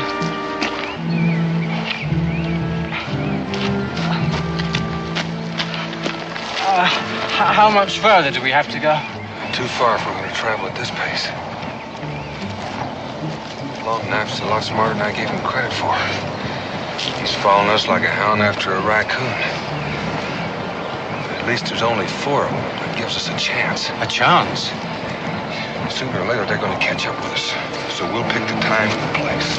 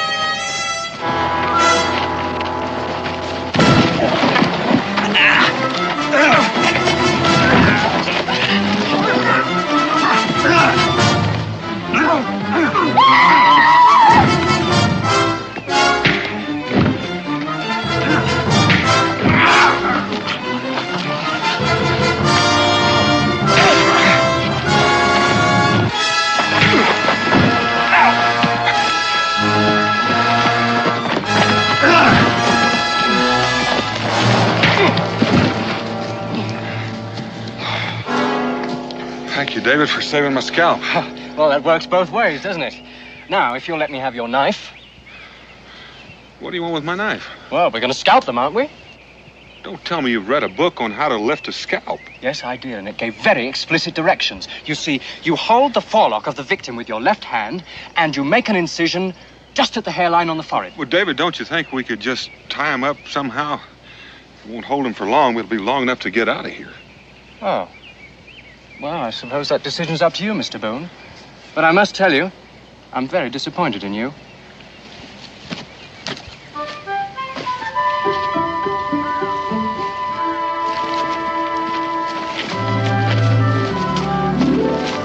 Mr. Boone, aren't we traveling in the wrong direction? Well, we have been for several hours. Why? Well, it's a long way around, but it sure saved our hides. How? Take a look.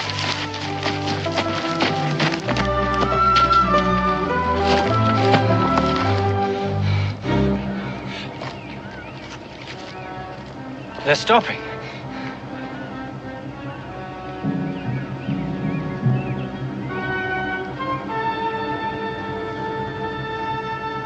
The boundary line.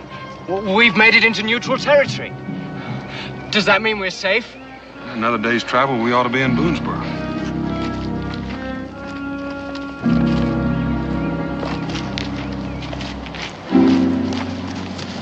All right, Mr. Boone. Here and now? Here and now, Mr. Boone. Why don't you take a little time and get your breath? Oh, I am sufficiently recovered, thank you. Besides, it will help to balance the advantage of my obvious youth. I mean to be very fair about this, you see. Oh? What's going to balance my advantage in size? My superior skill. Mr. Boone, I hate to do this, but my code demands satisfaction. I see. Well, what if I tell you I don't know how to fight your style? That's exactly what I'm counting on, Mr. Boone. It's no good trying to talk your way out of it. I insist on teaching you a lesson. Would it make any difference if I told you I don't want to fight you? Well, you were quite willing before when you struck me without warning. Well, you know why I did that, David. Mr. Boone, I have no intention of changing my mind. We will fight until one of us is unable to rise to his feet. What a waste when we have so far to travel. Why don't I just apologize and we'll let it go at that? Don't patronize me, Mr. Boone. You defend yourself. You will see that brute force is no match for the science of fisticuffs. Science, Mr. Boone, the wave of the future.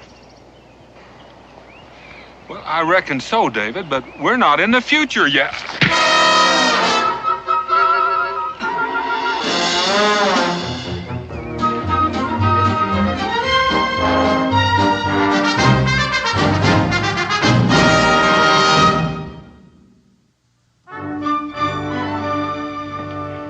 I see David hasn't changed. Oh, you mean the painting? I hoped he'd give up that nonsense, but I suppose it was too much to ask. I spent the better part of 20 years spoiling him. I couldn't expect a few short months to make any difference. You would be expecting too much, wouldn't it? Well, at least I made the effort. Still, it wasn't very fair of me to wish him off on you and Dan. David! Hello, Father. It's good to see you, boy. You look wonderful, son. Well, you look pretty good yourself. And all dressed up in buckskins. That's something I thought I'd never see. Yes, well, I found out that they wear a little better than satins and lace. What are you doing with that bearskin? He shot it. I helped him skin it out. We're going to make a rug for Mom. Father, I'd like you to meet Israel Boone. Pleasure to meet you, sir. How do you do, Israel? Me and David are hunting partners. Bill. Dan, you've done a wonderful job with him. Thank you. There's nothing to thank me for. David saved Pa's life, too. Fighting with the Indians. He saved your life? That's right. Where's your luggage? Oh, it's at the tavern. Well, nonsense. You're going to stay here with us. Nothing I'd like better, Dan, but I have to be on board a ship for Boston in a week. How soon can you be ready to leave, son? Well, Father, I hate to leave a job half finished. A job? We're building a cabin. Might take a while to finish, but then the trapping season will start. You mean you want to stay here? Well, at least through the winter, anyway. It's pointless to learn something and then not put it to use, isn't it? I think you're serious. I am. But what about your painting, your education? Well, I can use that education. Somebody should be writing a history of the frontier. One day, this will all be gone. Father, you can help me. You send me some supplies from Salem, and I can keep track of it on canvas, too. You haven't said anything, Dan. Well, I reckon you know what I'm bound to say. I think it's a fine idea. Besides, David said he'd teach me how to paint. That'll take a while. I knew it was too good to be true. You better watch him, Dan. You'll be making a dandy out of Israel, too.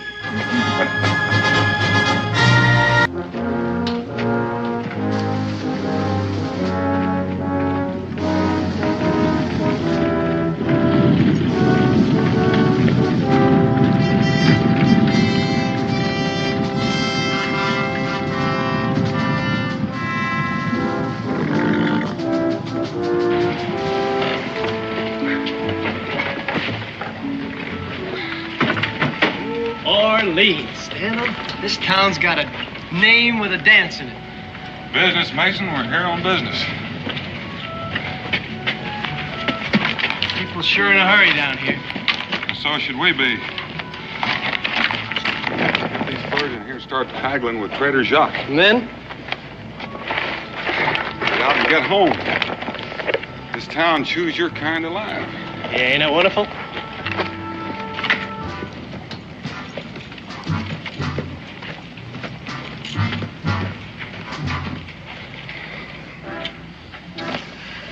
Countess de Rochambeau, the biggest prize in New Orleans, and you let us slip through your fingers. Oh, no, wait a minute, Citizen Boucher. I found out she was in New Orleans, huh? I was the one who discovered she was aboard the refugee ship, huh? And what does that all add up to if we don't find her? Now, do you know what it will mean if we ship her back to Paris? Robespierre would hand us New Orleans on a silver platter. We'll find her. All right. You take this street, I'll go the other way. Presenting The Rage of Paris, a toy everyone can enjoy, be you 6 or 60. Every Republican home should have one. Citizens, the nobility of France has gone wild over this little instrument. King and queen, dukes and duchesses, one and all, have lost their heads to Madame Guillotine.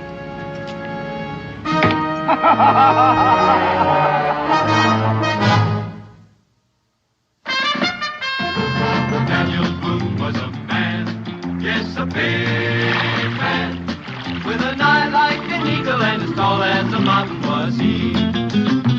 Daniel Boone was a man, yes, a big man. He was brave, he was fearless, and as tough as a mighty oak tree. From the coonskin cap on the top of old Dan to the heel of his rawhide shoe, the rippinest, roaringest, fightingest man the frontier ever knew. Daniel Boone was a man, yes, a big man, and he fought for America to make all Americans free. What a Boone wanted to do and what a dream come true was he.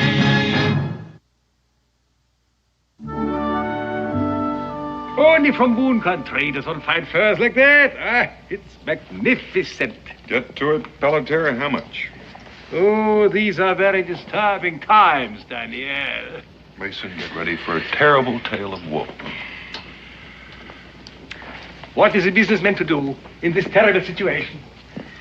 Who came first to New Orleans? The French, eh? All right, New Orleans is French. Then one day they have a war in Europe. And we wake up one morning, New Orleans is Spanish. Frere Jacques, tale of woe, make your story briefer. How much for the beaver? And off we'll go. Well, hey, how can one do business in such a state of confusion? I got a solution for the whole affair. Oh? Someone ought to arrange another war between Spain and France, and this time the loser gets New Orleans. And now what is going on? The revolution is going on in France. So if we are French, which French are we? Now tell me that. Daniel, are all traitors alike? Why, he's as long-winded as Cincinnatus. We're listening, John. 120 Spanish dollars. 150. 30. 140. 35. Eh? Jacques, you're some kind of skinflint, but you got yourself a deal.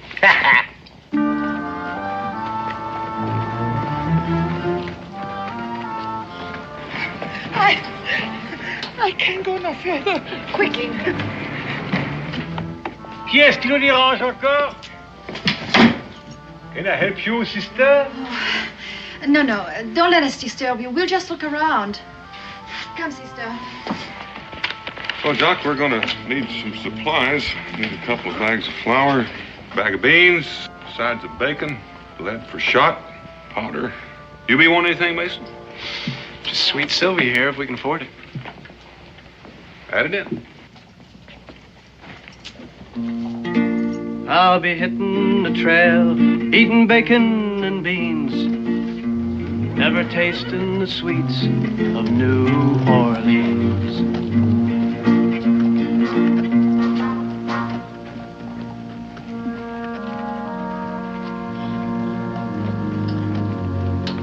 There's Yvette's and Mimi's and sweet Josephine's, but I'll never have kissed one in New Orleans. How are you going back, Daniel? The Natchez trace to Kentucky? Nope, we're heading straight north. Mason and I have some business in St. Louis. St. Louis? Oh, then maybe you will see my friend there, Father Gibault, a grand homme. He has a missionary school for the Indians, you know. But you must see him. Tell him you are my friend. Tell him Jacques Pelletier hugs him. I'll tell him, Jacques. Now. How about the nice ball of silk for Madame Boone, eh? Well, now that might be just the right idea. I beg your pardon. I'm so sorry. I couldn't help overhearing. You're going to St. Louis? Yes, sister? Sister Louise. Sister Berthe. Sister? It's an amazing coincidence, isn't it, Sister Berthe? Oh, yes. What? Oh, this gentleman is going to St. Louis and will be visiting Father Gibault. We've just arrived from France to join Father Gibault to teach in the missionary school. That's a fine idea. We're thrilled, aren't we, Berthe? Oh, thrilled. But we have a problem. We can't find transportation. Would you take us with you, Monsieur Boone. Boone? Enchanté, Monsieur Boone. I'm Mason Pruitt. You have a very lovely voice, Monsieur Pruitt. Thank you, ma'am. Please, we won't be in the way. We're very good travelers, aren't we, Sister Berth? Oh, very good travelers. Well, I'm sorry, sister. We'd like to be of service, but I'm afraid we can't manage it. But why not? We're not afraid. We travel in the armor of the Lord. Well, why don't you wait for an escort going north, soldier escort? There is no such party, and there are no soldiers. Sister, the trail is raw country. Now, you'd be much safer to book passage to Philadelphia or even New York and head west from there. That'd be the best advice I could give you. Mason, you and I'd better pack up and head out of here. Daniel, couldn't we wait a day or so? No, sir. Not one more hour than we have to. Well, maybe we could help the sisters find an escort going north. Well, maybe Jock would know more about that than we do. Oh, no, I wouldn't know, no. Well, at any rate, it's been very pleasant visiting with you, and I wish you both a lot of luck. And I'm very sorry we couldn't be of service to you. We have had a very tiring time.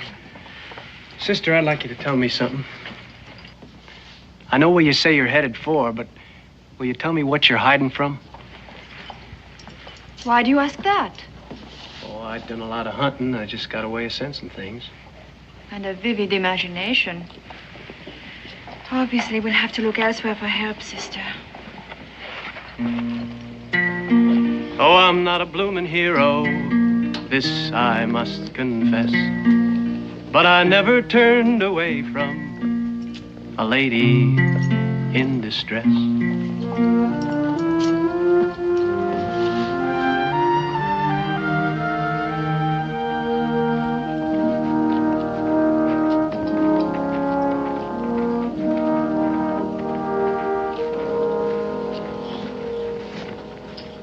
Daniel, I don't know how I'm ever gonna explain it. Explain what? Coming all the way down here to New Orleans and not taking in the sights? Well, I don't like what's going on. Daniel Boone, a little nervous about a revolution? It seems to me you done your fair share on your own. Well, ours was a little different. We managed without terror and the threat of the guillotine. I reckon the French got a right to do it their way. Maybe so. I'm going to fill up, all right?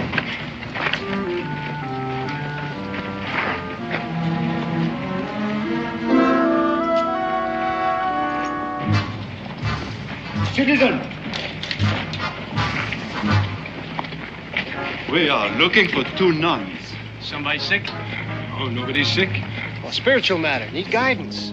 Now, it's good to meet 2 pious men. We asked if you had seen 2 nuns. Recently? Did you or didn't you? Well, you're gonna have to supply me with more details. Was they thin, stout, young, old? One was young, one old. Well?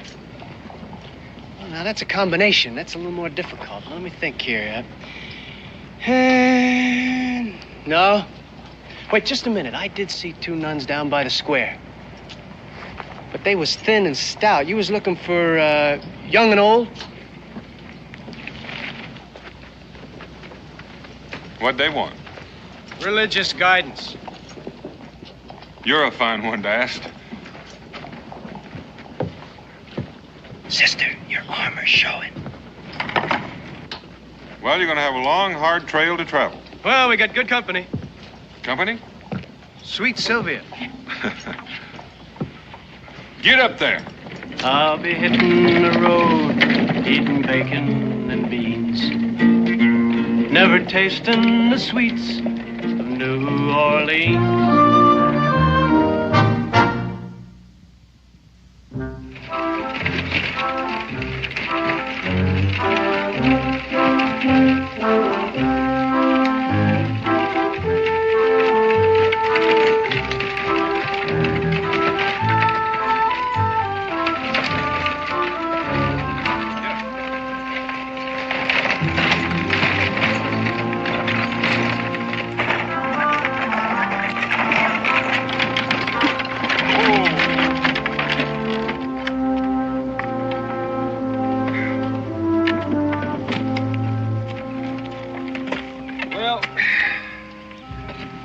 Over the easy part. From here on out, the trail gets a little bit rough.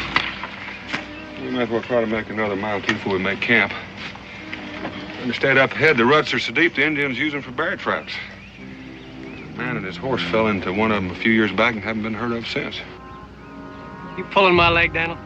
I wouldn't think of it, Mason, but keep a sharp eye. We can't afford to lose what's in here. I'll do that. And Mason, while we pass under these trees, keep your eyes peeled, because snakes have a bad habit of dropping down from the branches. And as long as we're stopped, maybe you'd like to invite your guests to get out and stretch their legs.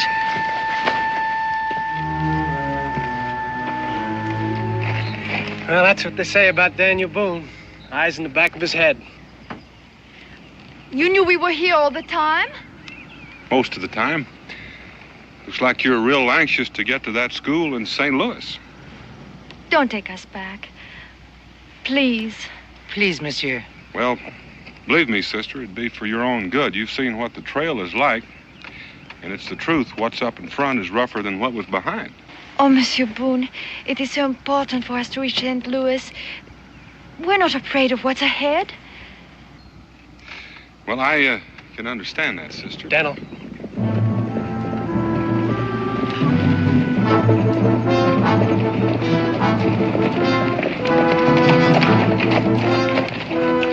Well, look at this. Church ladies. Better tip your hats, boys. If you're searching for sinners, here's a parcel of buttes. There ain't a one among them that ain't a kin of Lucifer himself. Where are you heading? North. You ain't gonna get much for your trading goods.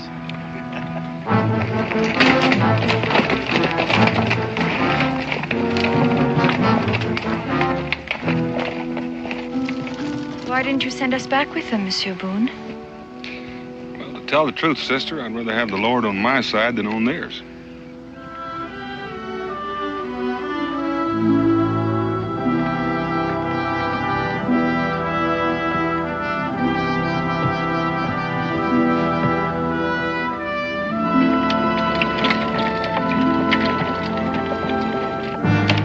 That's what I said. 2 nuns.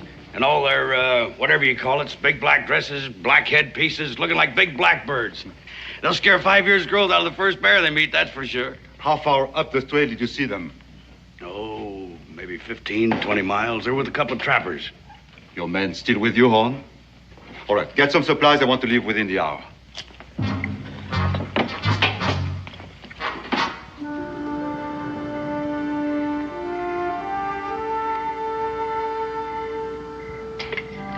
I understand the French are great hands at cooking. I am the living evidence, monsieur. Well, out here, we don't go for the fancy, just the filling. When in Rome, feast like a Roman. It smells delicious. Enjoy it, sister. Might be the last hot meal you get for quite a while. Merci. Pardon.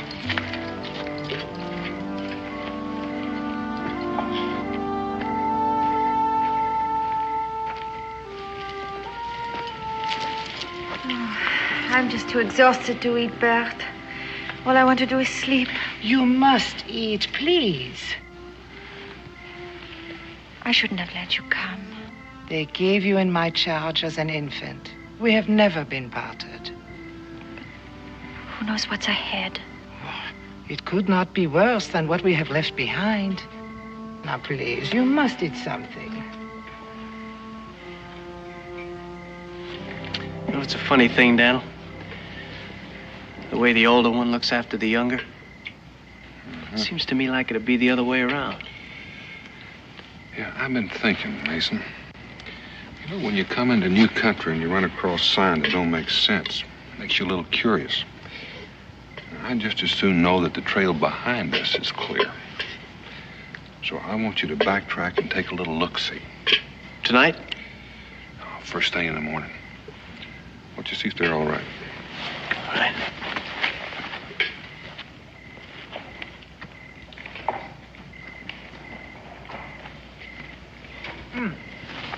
Is there water?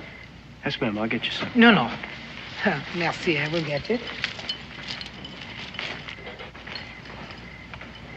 Tired? Yeah, this is rough country. It's a land like no other on earth. Wild beauty. Raw as a thunderstorm. Savage. to appreciate it, Monsieur Pruitt. Well, Kentucky's my land. Is it like this? Oh, yeah. Squeeze out the water and pile up some hills and open the meadows. Maybe plant some corn and paint in a little clover. You got yourself a fair copy. But still lacking. What? Friends. No place is much without friends, you know.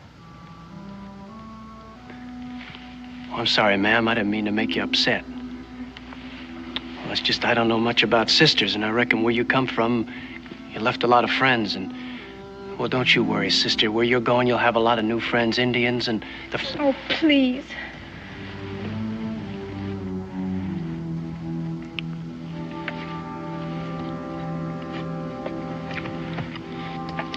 Oh, Monsieur Pruitt. I haven't thanked you enough. You're a very kind man. Excuse me, ma'am.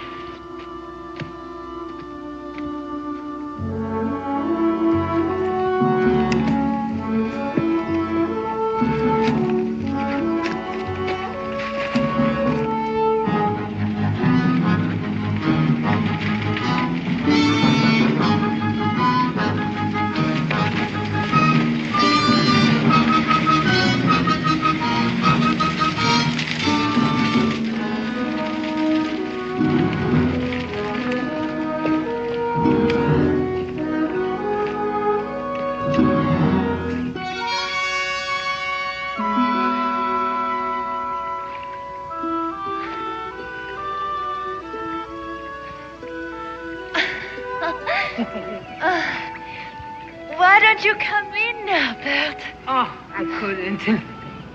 You always loved to swim back home. Remember the little glen on my father's estate? The willows and the big oaks and the swan. And the time you were chased by a swan right out of the water into the meadow. And father came riding by with a company of hunters, and you were... Louise! Not a stitch on your back. Into the rose bushes, into the thorns.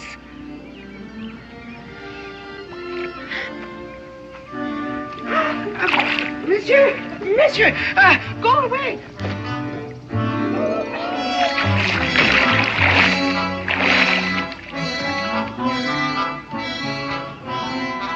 Louise!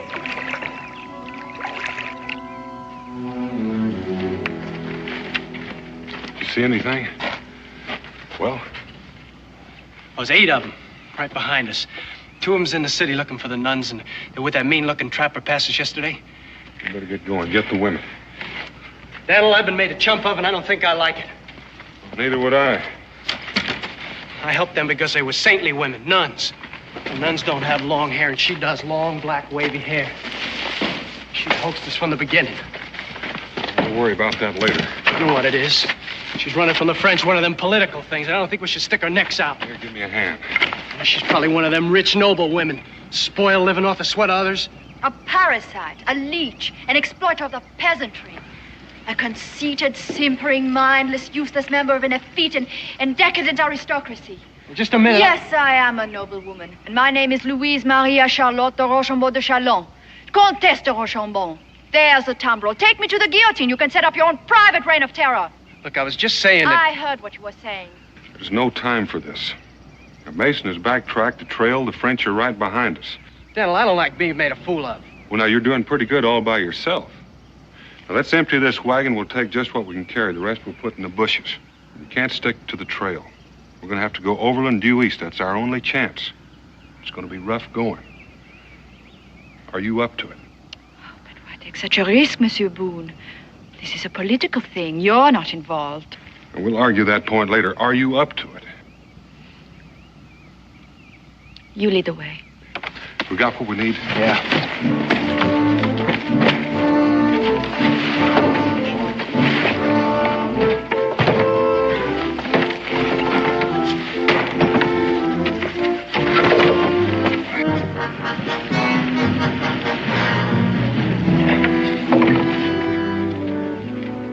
Why don't horse just follow your nose? Get out! Help! Get out!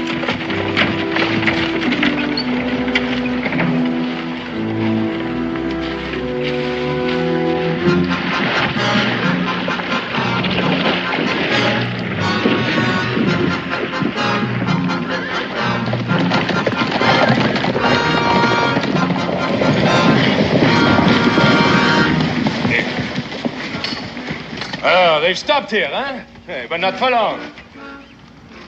And the wagon tracks, they lead this way, huh? All right, let's follow them. Eddie!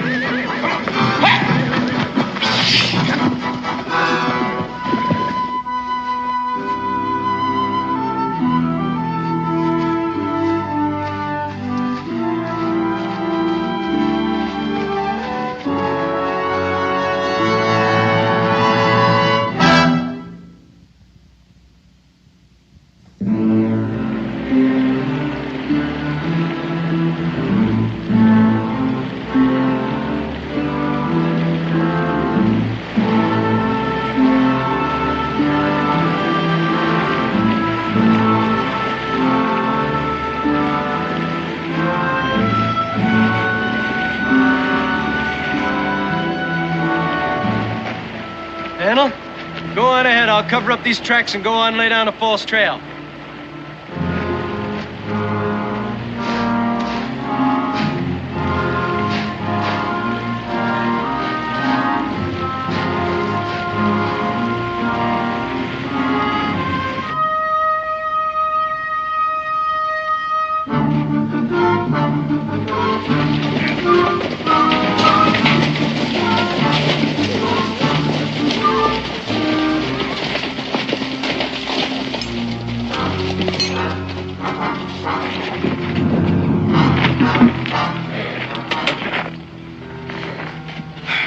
We've been following an empty wagon.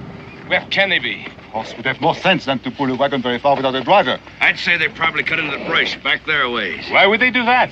They must have realized they're being followed. Well, where would I take them? As the crow flies to Natchez. But only a crow would be crazy enough to try it. Where does this trail lead? North, to the Missouri country. Up a few miles is a fork. The right trail leads you to Natchez. All right. I'll take 4 men and ride up ahead with your horses. Monet, you go back and try to pick up their trail. On foot?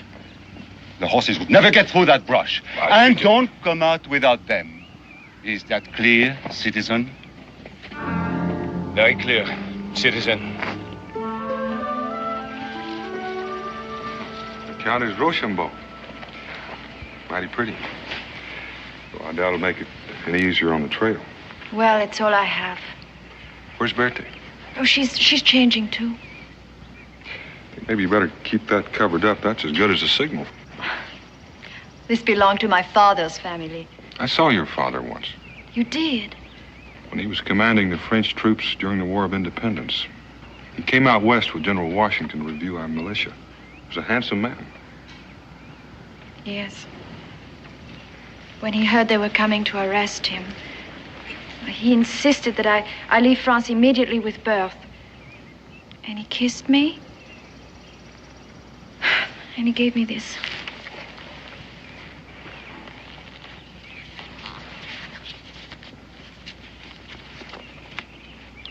Continental Congress of the United States, Monsieur le Count de Rochambeau. In view of your extraordinary service to our people, the Continental Congress of the United States offers you their immense gratitude. We cannot hope to repay in kind the debt we owe you. Our most fervent wish is for you to consider our country yours and to someday welcome you and your family. What will they do to him? I don't know. But wherever he is, I'm sure he's not worried about himself. Just about you.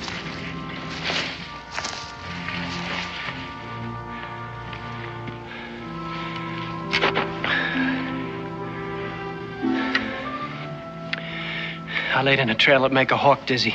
Any sign of anyone following? None that I saw. Oh, this is foul country, Daniel. Rougher than any I've ever seen. You think we're doing the right thing? Well, we don't have much choice. At best, we have a bare chance of getting through. Well, I want to take that chance. All right. We'll cut straight east, then north. That won't get us to Missouri. No, but that'll get us to the Natchez Trace.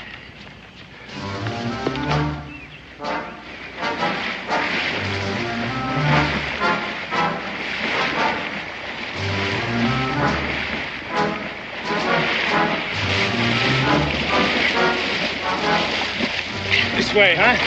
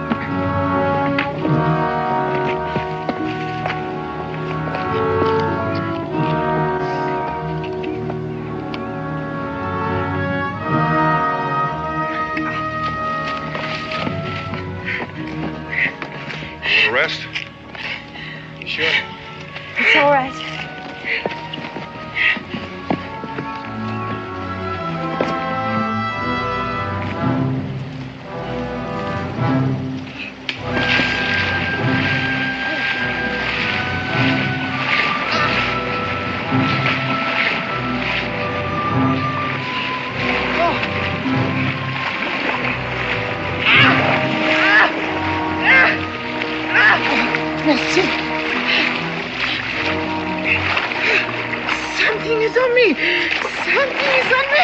Ah! Monsieur! Monsieur! Ah! Look! Monsieur, something is on me. Ah! Leeches, fire some bark.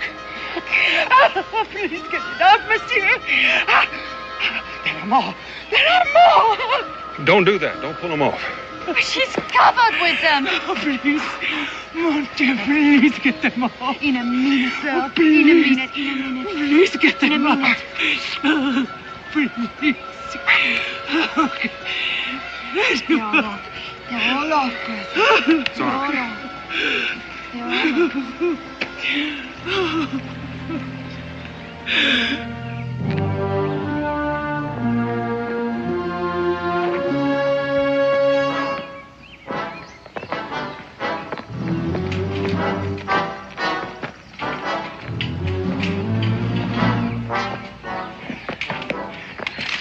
No more. No further. There's no trail here. Nobody's been here. You will follow where I go. You don't know where you're going. This is a blind trail.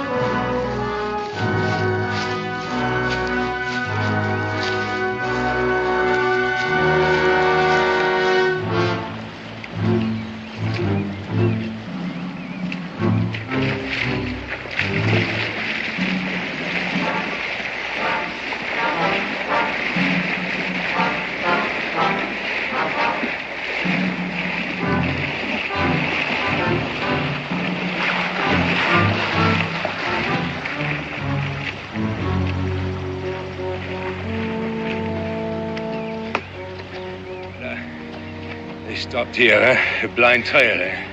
It took us long enough.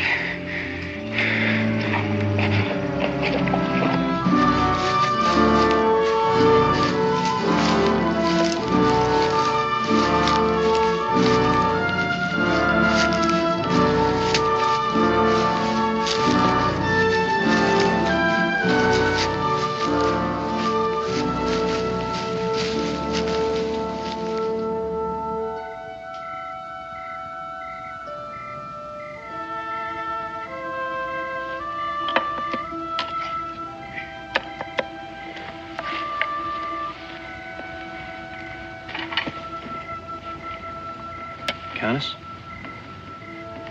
Cold beans. Don't dare a fire.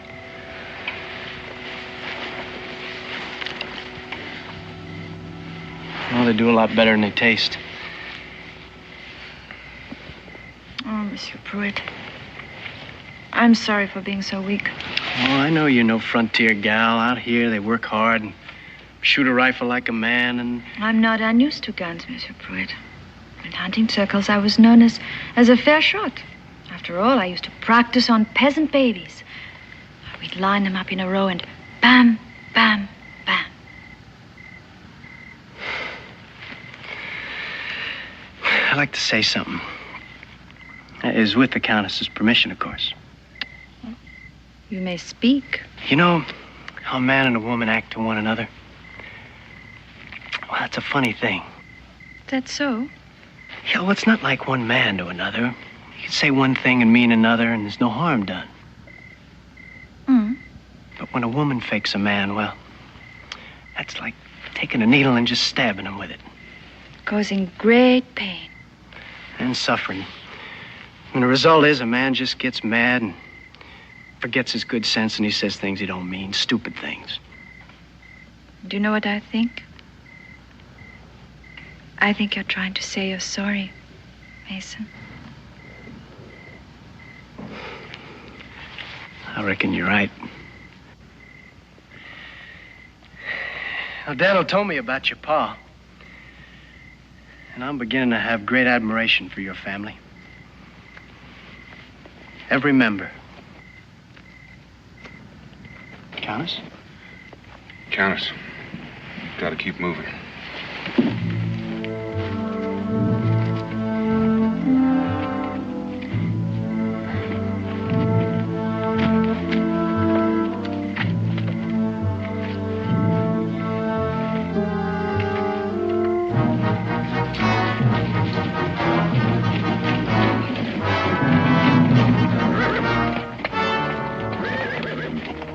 This must be the Natchez trace coming in from the east.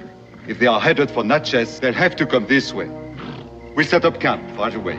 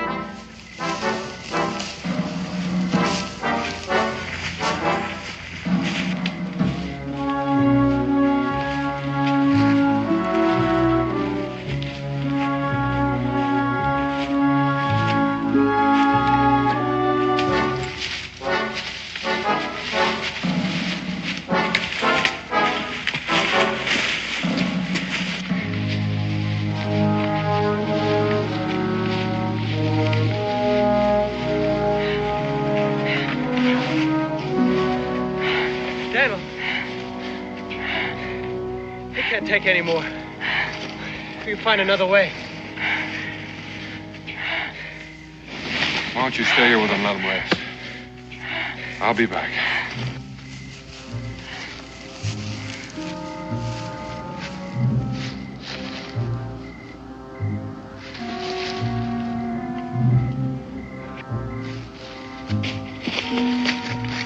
Come on.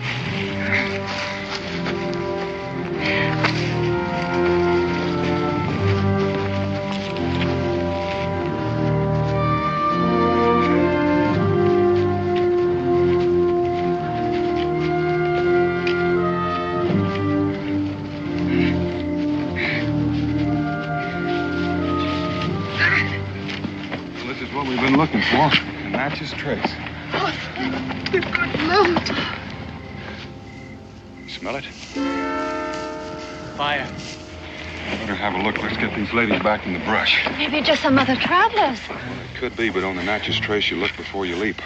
Daniel, let me go. I'd feel a lot better if you stayed with the ladies.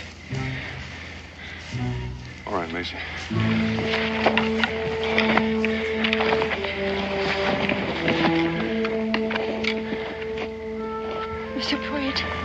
Be careful. I'm always careful. And Mason, bon chance. That's good luck in French.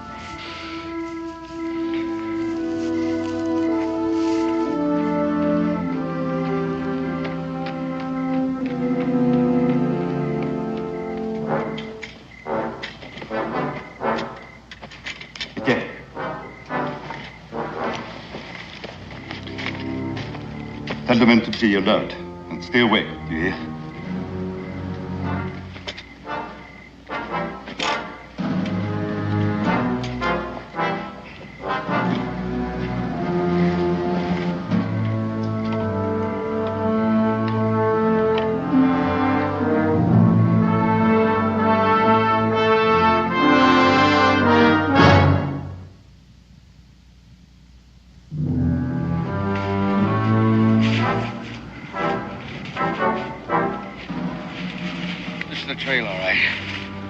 We're behind. This brush has just been walked on. Oh, boy. Let's hurry on then.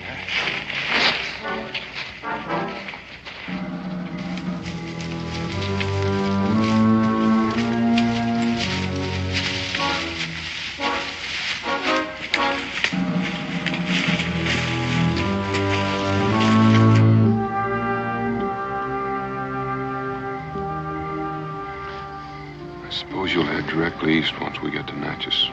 Yes. I have a cousin in Philadelphia. One day maybe you'll get to visit us in Kentucky. I think you'll like our land.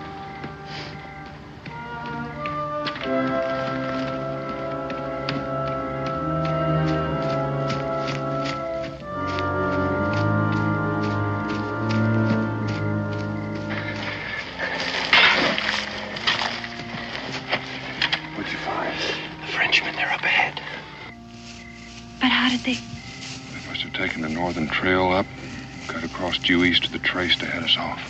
Is there some other way to get to Natchez without traveling the trace? It's that way, but there's no settlement for hundreds of miles. Well, it seems I'll not see Kentucky after all.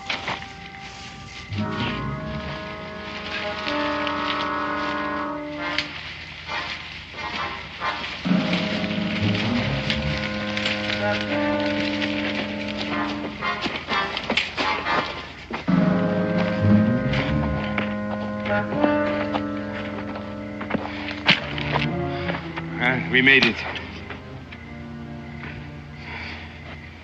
You smell that? Sure, I smell it. It's a campfire. All right. Come on, we go. We'll take them by surprise. What makes you so sure it's them? From what we've seen, I'd say they're too smart to build a fire. More likely it's your friend Boucher. Well, the more reason then, huh? You want to get your horses back, don't you? There'll be a time for that. Right now, let's talk about money. Matt here and I decided we got double wages coming for that walk through the swamp. Nothing was said about that in our original agreement. Nothing was said about a trip through country like that either.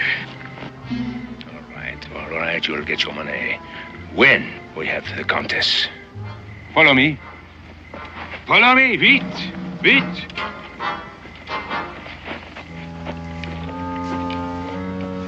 Daniel.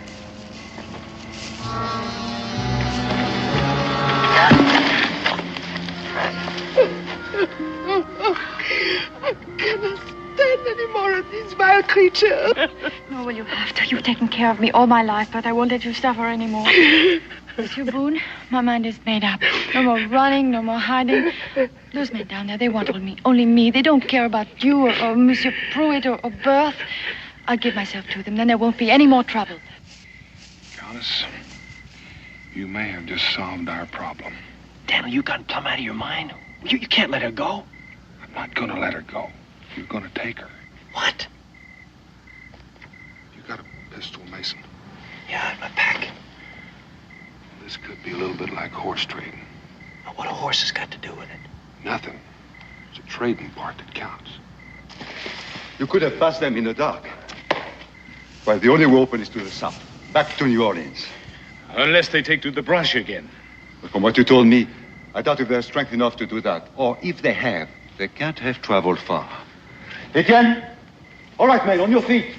Ain't you even going to give us time to eat? Not when the end of our search is so near. Get your horses. That won't be necessary, Mr. Boucher. Have me at a disadvantage, monsieur. You know my name, but I don't know who you are. Let's just say I'm a man who has some merchandise you want. He's one of the trappers I was telling you about. Oh, the royal guide. You led us on a merry chase, monsieur. Take his gun, Monet. Just a minute. I think we have a little bargaining to do. Oh, I admire your audacity, monsieur. But how can you suggest a bargain when there happen to be 8 of us and only 1 of you? I figure that Countess Rochambeau is worth more alive to you than dead. Granted. As I say, we have a little bargaining to do. She is not dead, Boucher. We would have found her on the trail. You hear, monsieur?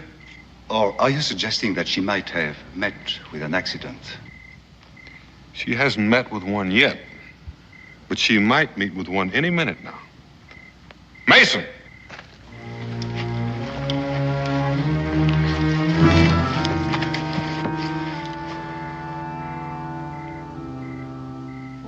Tell your men to drop their rifles. Mason, count to 10. If they haven't dropped them by then, shoot her. 1,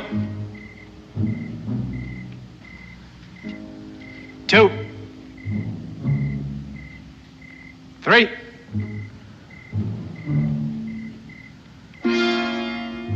Four. An excellent bluff, monsieur. But I doubt that the gun is loaded. Mason, keep count. 5, 6, 7, 8, 9. All right, men. Drop the guns.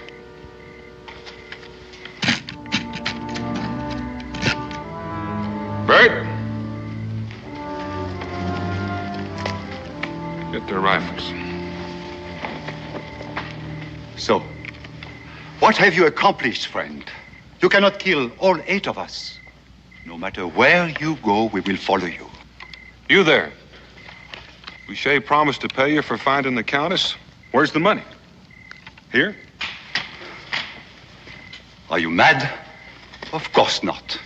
He's gonna pay us when we get back to New Orleans. How's he gonna pay you? What do you mean? Is he gonna pay you in gold? Gold? Who has gold these days? They'll be getting French francs, of course. Paper.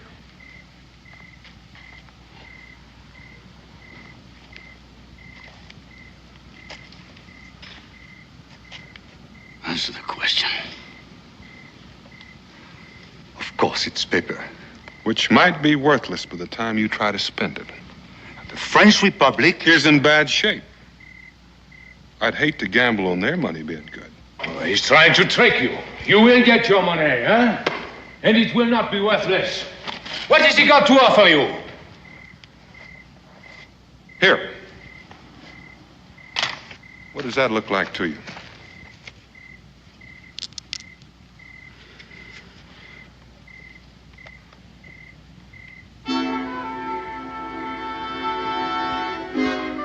Matt?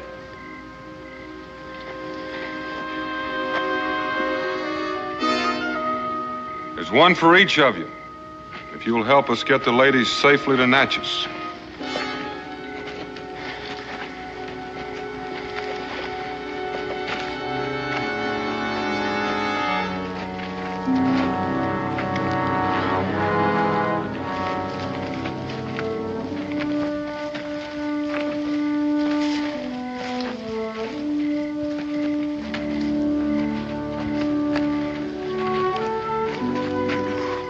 You'll pay for this. How? With paper francs?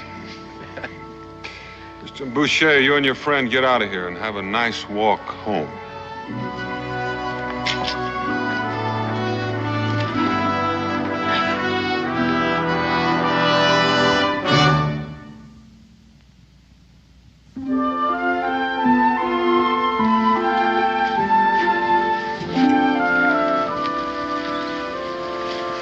This is the first time in months I can take a breath without it catching in my throat. That's the best I could find this time of year. Oh, they're beautiful. Well, hardly makes up for that diamond necklace. A small price to pay for freedom. Countess, your carriage is ready, and with the soldiers to guard you, I trust you'll have no further trouble reaching Philadelphia. Miss Berthe, I hope you find this part of your journey more pleasant than you did the last. Oh, the way will be better, but not the companionship.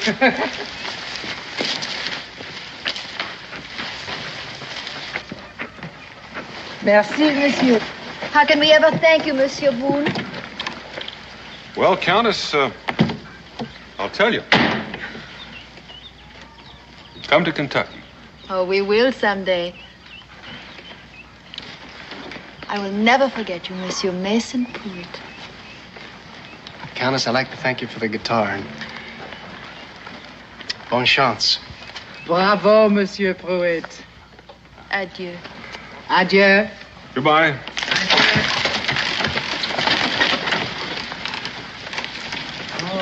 young and I'm strong, and I sing a fair tune. And I'm known to look twice at the beckoning moon. Now the moon has lost its musical sheen, and I met the Countess in New Orleans. Well, she didn't bust out laughing or nothing. What are you talking about? Well, I reckon I'm as good at hand kissing as any old duke. And Philadelphia ain't so far away. There's Mimi's, Yvette's, and sweet Josephine's, and I met the best one in New Orleans.